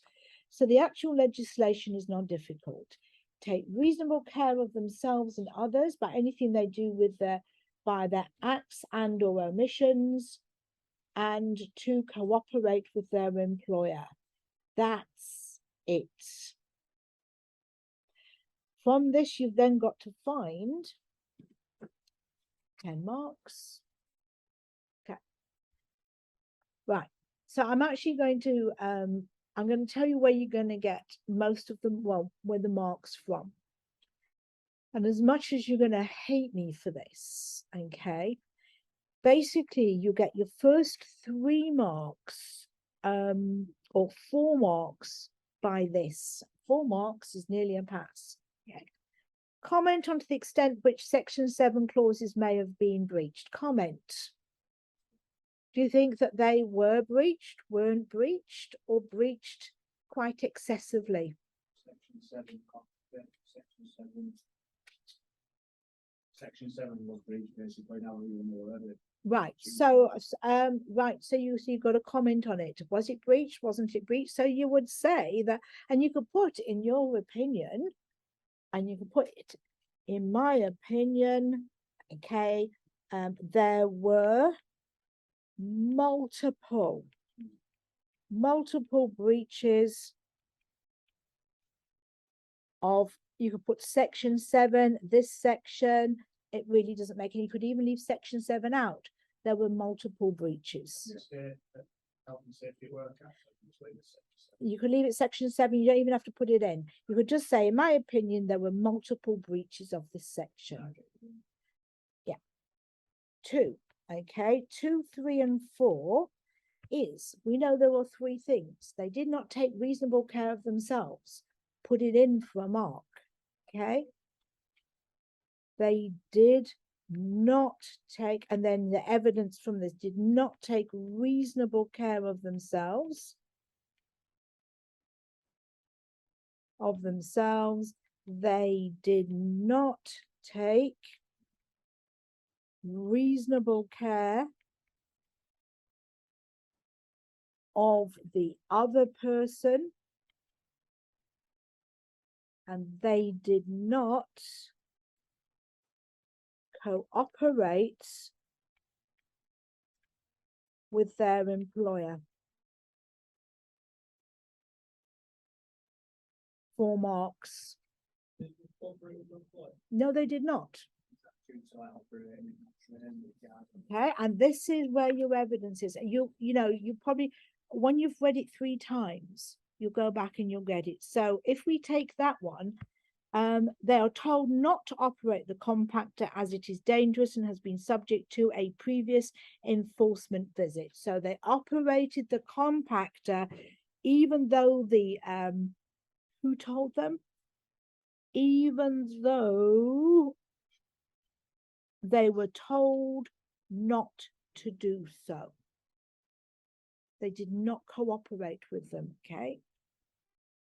They were told, and it's not about what should be, it's about what they didn't do. They were told not to operate the compactor, but they chose to do so.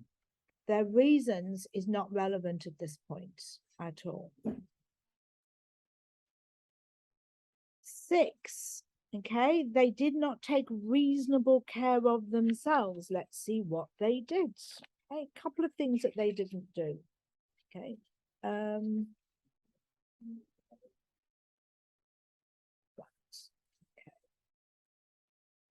So they operated the machine, although the warning sign said authorized workers only, even though they were not authorized to do so.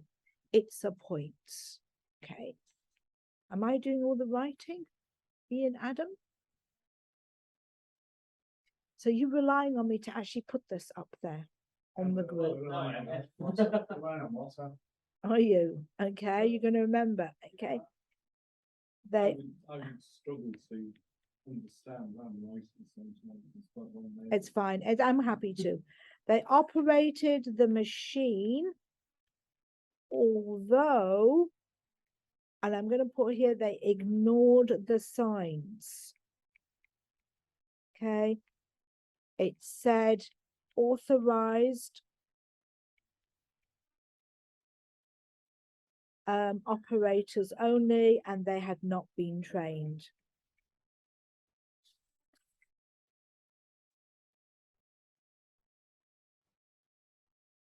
One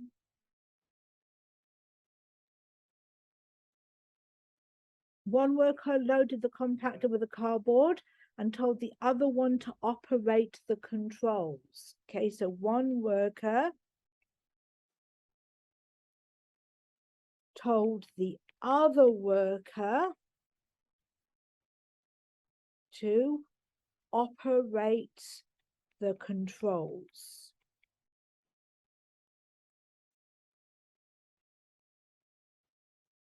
And are based on the back of that one, the other worker. So that one is not taking reasonable care of others, told him to do something that was not right. The other worker did it. However you want to put it, did it. He did not take reasonable care of himself by doing what he was told, even though he knew he shouldn't be doing it. The worker who lost his hand was the one who presumably told the other one to operate. Yes, he did. Okay. Another one is the one worker, he opened the safety gate.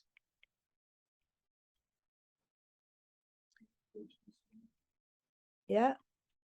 Although the machine was not in the rest position.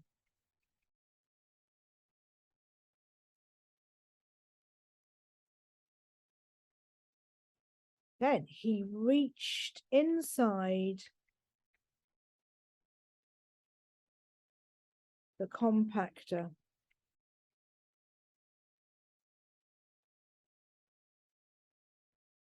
What else can you put?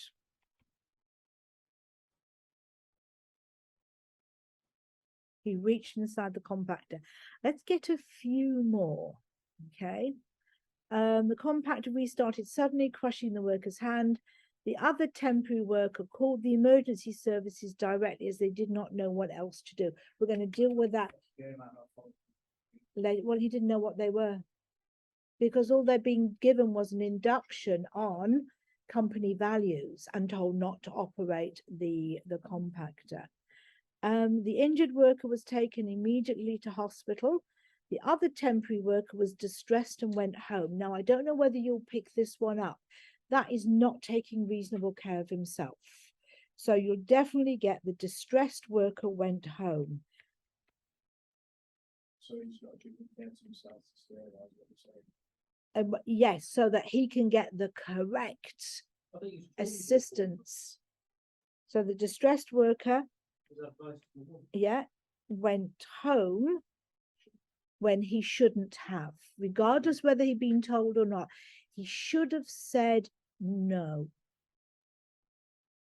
because he was distressed. He needed counseling or probably sending off to hospital as well with the injured worker because he was traumatized. So the distressed worker went home instead of asking for help. That goes against like I would think, well, how I thought, but then that's operators in place so far as necessary to enable in place to comply with the entry. It's like say the employee told him to go on, it makes me think that's what it should do, but like say on his front, should be looking at his own welfare. Okay. Right. Yes, I am doing. And also they shouldn't have been working. Why not? Very young, and it was on my end, there was no risk assessment. Yes, okay, so are they taking reasonable care of themselves and each other? So let's put that one in, okay. They were working at night. Even though they were young workers. Now, we know that ignorance is no defense, and we know that young workers shouldn't work at night without specific risk assessments and without supervision. How are they to know that? But ignorance is no defense. So potentially that is a breach. They did not take reasonable care of themselves because they went to work at night. I got 12 points. Any more? Have we got any more on this one? It says workers took a large pile of waste out of boxes and compactors. That issue was large problems, suggesting Not looking at the file of cardboard boxes. So they were told not to operate the compactor.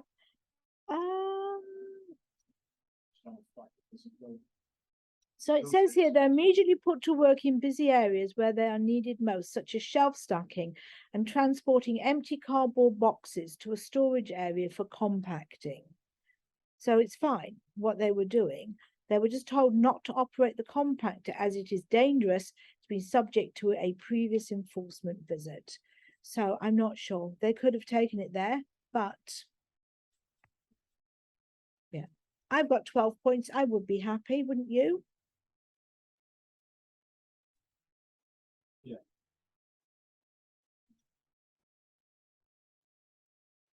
Okay. Task 2, and I'm not going to do this because you can do it yourself. Influencing health and safety culture. To improve health and safety performance in the supermarket, you know that you, you know that you need to positively influence health and safety culture. The question asks, though, what appears to be the negative indicators of health and safety culture at the supermarket? Please make sure you only stick to the negative ones. It's worth 20 marks. I think when I originally did this, I got 25. I've got it somewhere on this. There's a lot. As long as you stick to the negative ones. The fact that he's just delegating out the health and safety manager is your problem, not mine. Right, have a good weekend. I'll see you Monday. Yeah, we got it. See you Monday. Thanks a lot. Have a good one. Keep trying that. Okay. Task 3, health and safety management roles and responsibilities. Guess what? Comment on the effectiveness of roles and responsibilities in relation to health and safety management in the supermarket. Support your answer wherever applicable. It's worth 10 marks. It's the same question as the one we've just done, the previous one. You just got to apply it, except for the fact this one is negative. What's not in place? How effective are their roles and responsibilities? Lots of different things for that one. October 2020. Is that what you said when you stood there? Yes. They were positive. Yes, but everything was right. Here, everything is wrong.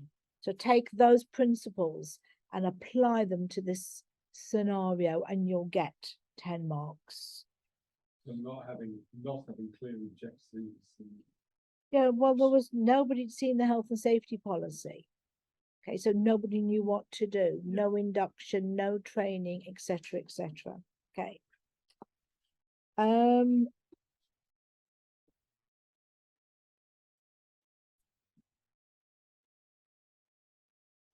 just seeing if there's any positive in that. I'm not sure. Task 4, accident investigation and recommendations. 4A. So that was 2, 3. Just get my pen back up. Task 4, why should the scene of the accident have been secured? Why do we do anything?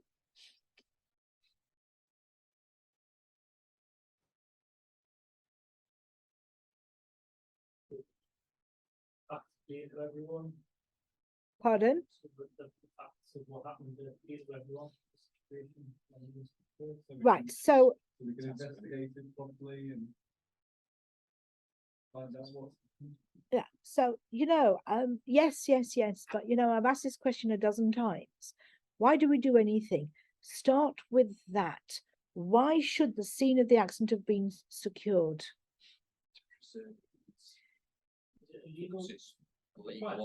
It could be not only legal, it might be a legal policy and good practice.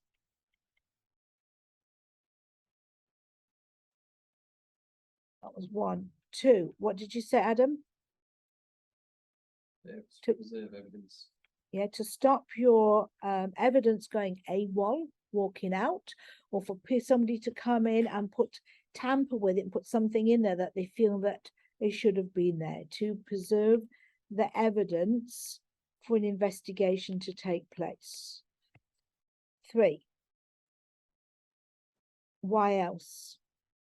So nobody else got the. Exactly, yes, to prevent further injury. That's your moral one. 4, Anyone tampering with it? we've got that to preserve the evidence. Sorry.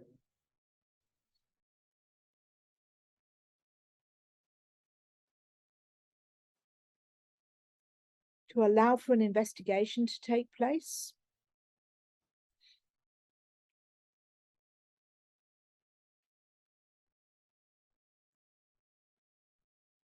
For investigation to take place. 5th one, Would external authorities want to examine the scene? oh, probably this, yes, yeah. So for external bodies to examine. So that they see exactly what happened. Yeah. or to allow external, and it's usually the HSE access if they investigate.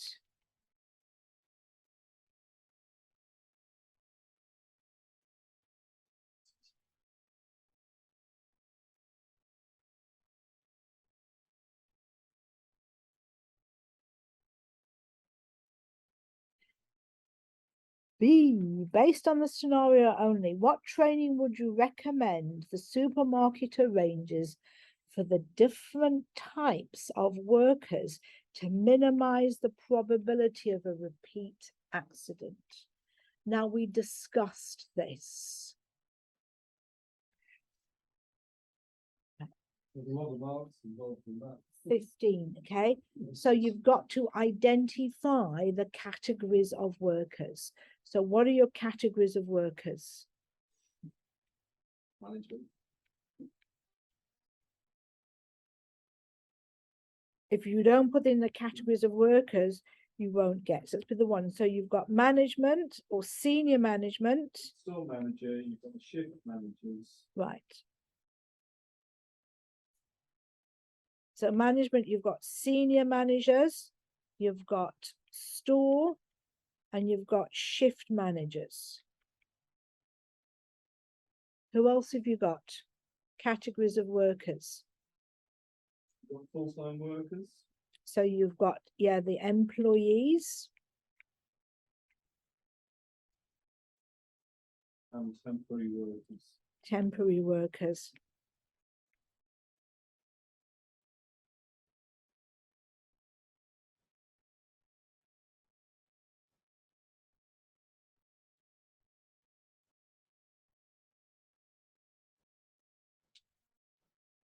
And when you look at that, you've got 5 different categories, haven't you?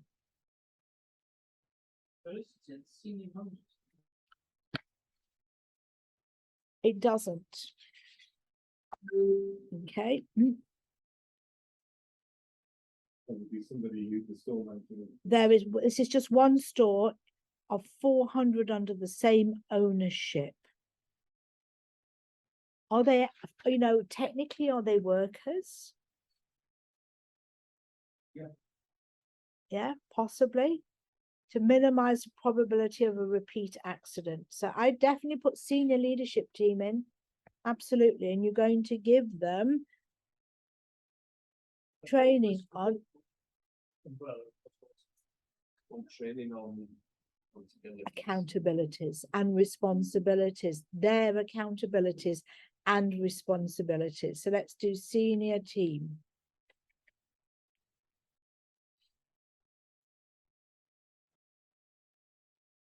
Around their accountabilities for health and safety.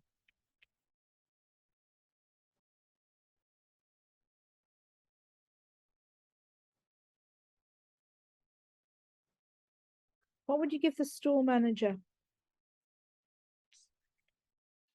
I would definitely give him the sack. What training would you give the store manager? health and safety. But health and safety training, and you could specify such as, and you can do it in this one, such as Nebosh, so that he understands his responsibilities and accountabilities. Yeah, because he doesn't say it at all. in them.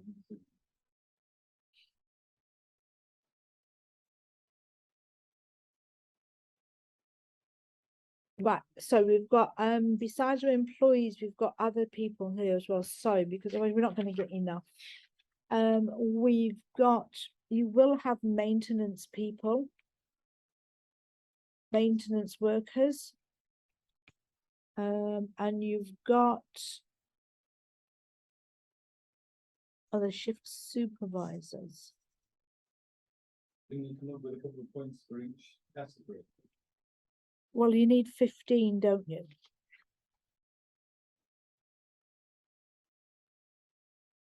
Store manager, health and safety. What about the shift supervisors? What training would you give the shift supervisors?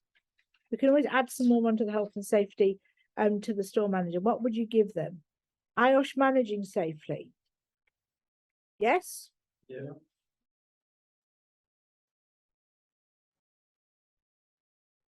Would you give them training on, would you turn them into first aiders? Potentially, yeah. Yes. You need somebody doing first aid. don't you? First aid training? Wouldn't necessarily have to be a shift supervisor. Well, the choice is up to you as whether you give it to the shift supervisor and you give it to some of the employees as well. But I think shift supervisors should have first aid training, but that's my opinion. Because then you've always got one on shift who is a first aider. What other training would you give the shift supervisors? And your handling. To help prevent the accident? To minimize the probability of a repeat accident? Training on how to operate machinery. Yes, operating machinery safely. Would you give them training on reporting?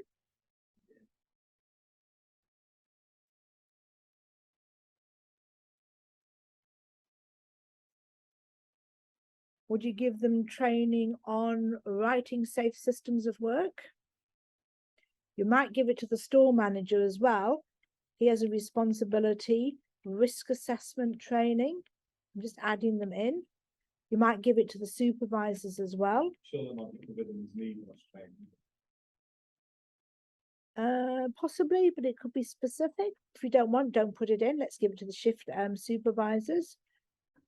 Risk assessment, safe system of work, writing, training on giving toolbox talks. Yeah. Because they're gonna give some of these things out. On giving toolbox talks. Anything I should give the shift supervisors?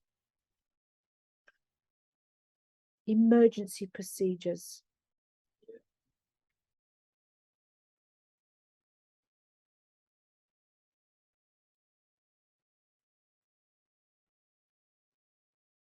What about our employees?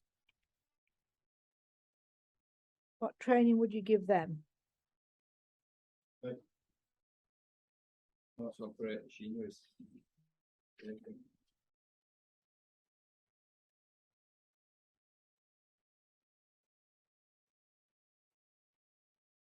How about their responsibilities? And what we tend to do with employees, if you want to do IOSH, it's IOSH working safely, their responsibilities, operating machinery, emergency procedures. They could do the first aid. Yes, we can give them first aid. Some of them. Reporting. Just a sort of general, they just have a general induction as well. So, which would tell them if there's any close calls or near misses, how to report, who's responsible for it, of the safety. But we're giving them training. So let's actually do an induction course.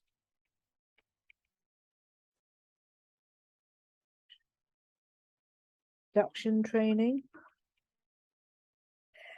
I think with the employees, operating machinery and refresher training on that one as well. What else?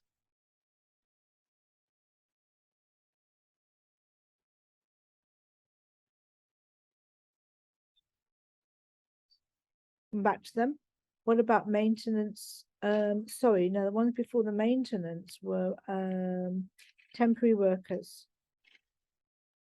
Definitely. Temporary workers.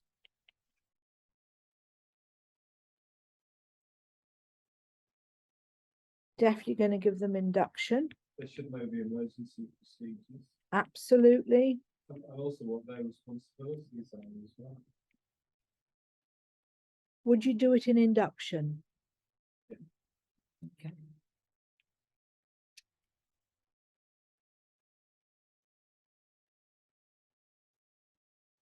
Reporting procedures?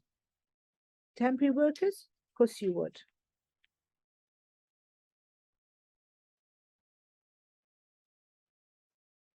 How many have we got? Loads. 1, 2, 3, 4, 5, 6, 7, 8, 9, 10, 11, 12, 13, 14, 15, 16, 17, 18, 19, 20. What about maintenance workers?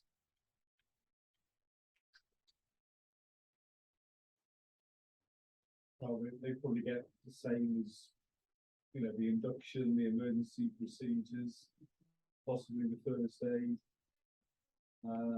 Census number. Permit to work training. If they've got a It'll be either writing or using. both, yeah. Definitely give them emergency procedures. And they would also need to know operating procedures, operating machinery. We could put it in. You can't lose anything with that, can you? We're probably going to get a few AAs for this, but it doesn't matter. Okay. The important thing is that you've identified the different categories. You haven't just made a list for this. Okay.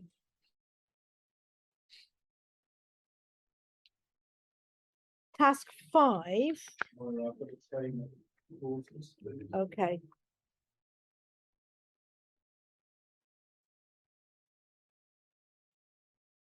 That's fine. Task 5, determining individual human factors that negatively influence behavior.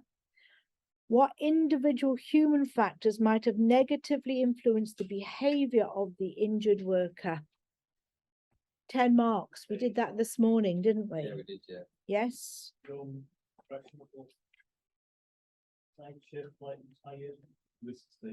Yes. Keen to impress.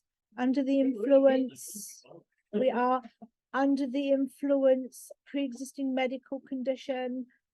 All of those ones that we spoke about would apply to this. In terms of the specific ones, it's options are number one priority, sales, all everything else. No, that's not an individual human fact. Oh, you said so you said you could then do organizational and job factors. Well, even for individual, I mean, the fact that sales is a priority, it pushes them into, you know, prioritizing that, ignoring. They could be rushing, but why? Got to stick to individual. What their goals are, the priority. Well, Lack of competence. Please. Yeah, but that's not about the store manager. No, but the fact that he's rushing around looking at all the empty shelves, and he's probably giving the workers loads of grief saying, right, that shelf's empty. So they're under a degree of peer pressure. So peer pressure, yes, but that's a job factor. Yes. Be careful. Yeah. Be careful. around that. Subject to peer pressure. It's a personality thing, isn't it?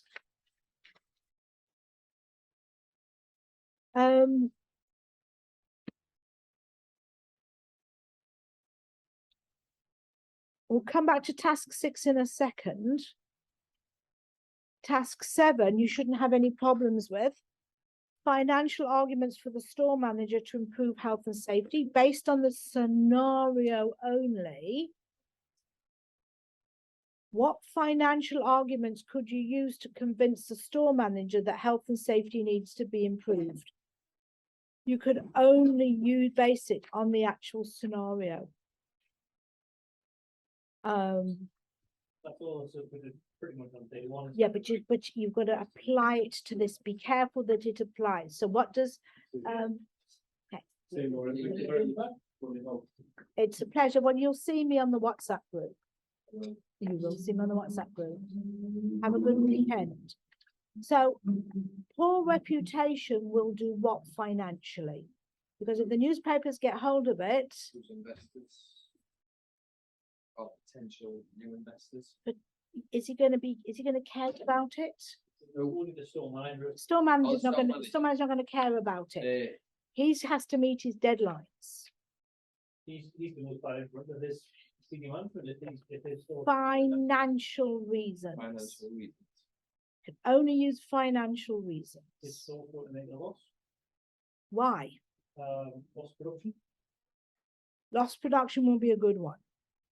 Also reputation, so public might not want to shop there anymore. Well, no, I'm not going to shop there at Sainsbury's when they do that to their workers. I'm going to go to Tesco's or Aldi or somewhere else. At the moment, I'm a bit stuck where I shop, so it's either Aldi or Morrison's, to be honest with you. Financial reasons. He doesn't meet his targets. Loss of bonus. What about an individual prosecution under Section 7? Is that going to cost him money? Because it's All those two that you read about the other day, the one person thing we found yeah, yes. So it's got to be a financial one. He could be prosecuted individually for under Section 7 for not taking reasonable care of himself and others.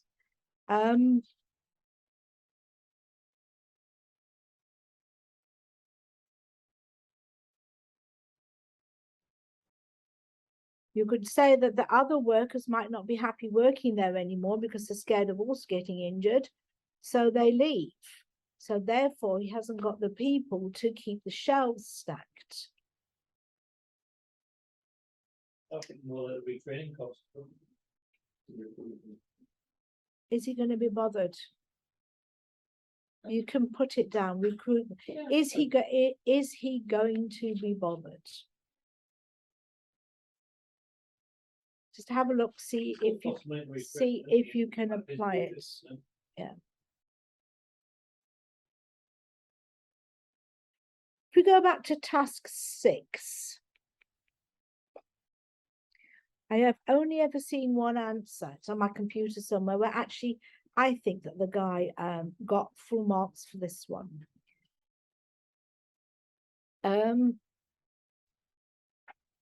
Task 6 says showing how the faulty compactor exposed workers to greater risk. With the compactor's safety protection device not working, the workers were exposed to significantly greater risk. A good visual way of demonstrating and understanding this is to draw a risk matrix like the one shown below. Assuming you are teaching someone who has never seen this kind of risk matrix before, 1, show how the matrix can be used to confirm that the risk level was acceptable when the compactor's risk assessment was initially carried out. So you've got to go through the actual things. When it's originally carried out, you've got to talk about things like that the safety device was working. Only competent people were using it. Yeah. And it actually says show calculations and support the calculations using information where applicable from the scenario. You've got to show the calculations. So you're going to talk about that. You're also going to talk about, you're going to divide it up. So therefore, the likelihood of someone being injured would be very unlikely. Therefore, the risk rating is 1. But the severity of the injury should the compactor come down on top of somebody is potentially a fatality or a very serious injury. So therefore, the severity of the rating would be 3. To work out the risk calculation, you multiply the severity or the likelihood by the severity. 1 times 3 equals 3.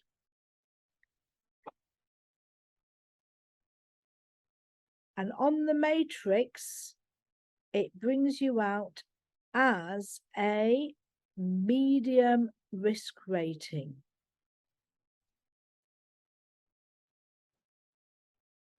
Yes, so you're explaining how to work it out. Yes. Okay. 2. Show how the matrix can be used to confirm that the risk level changed significantly with the safety protection device not working. You'd have to go through the same process. But the important thing that they're looking for here is that with the safety device not working, the likelihood then increases to 3. If you put 2, You could put 2 if you wanted. yeah, Yeah. regardless, it's going to be higher. Yeah, 2 or 3, but the severity would remain the same regardless and would stay the same as 3. 2 times 3 is 6.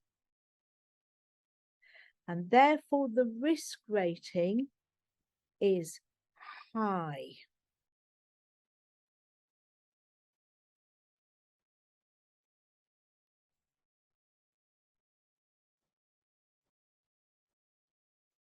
You could also justify it from the scenario that also if you've got unauthorized or untrained workers using it, the likelihood increases. If you want from 2 to 3. If you've put it down at 2, so it potentially could go up to major injury to very likely 3 times 3 is 9. So we've shown the calculations and we've supported it from information from the scenario.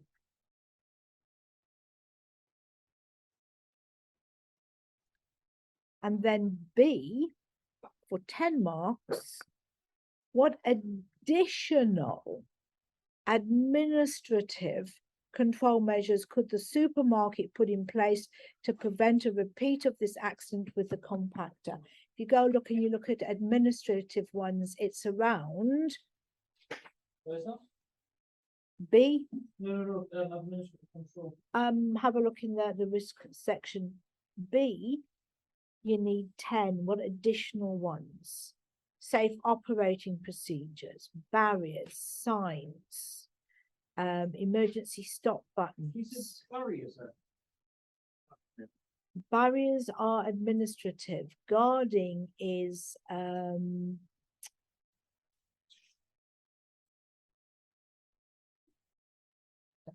what it is. Guarding is the level above. Is technical. Administrative is barriers because you can move them. Additional signs.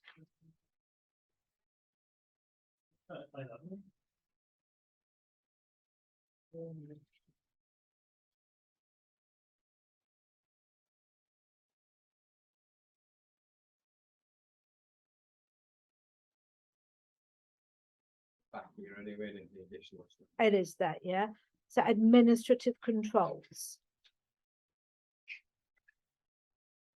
Supervision is another one, another administrative control. Restricting the access. So it's safety signs and signals. It's before that, I think. Yes, actually it is. Signs, signals, etc. So acoustic signals, information. Yeah. I'm going to stop this recording. You back it. See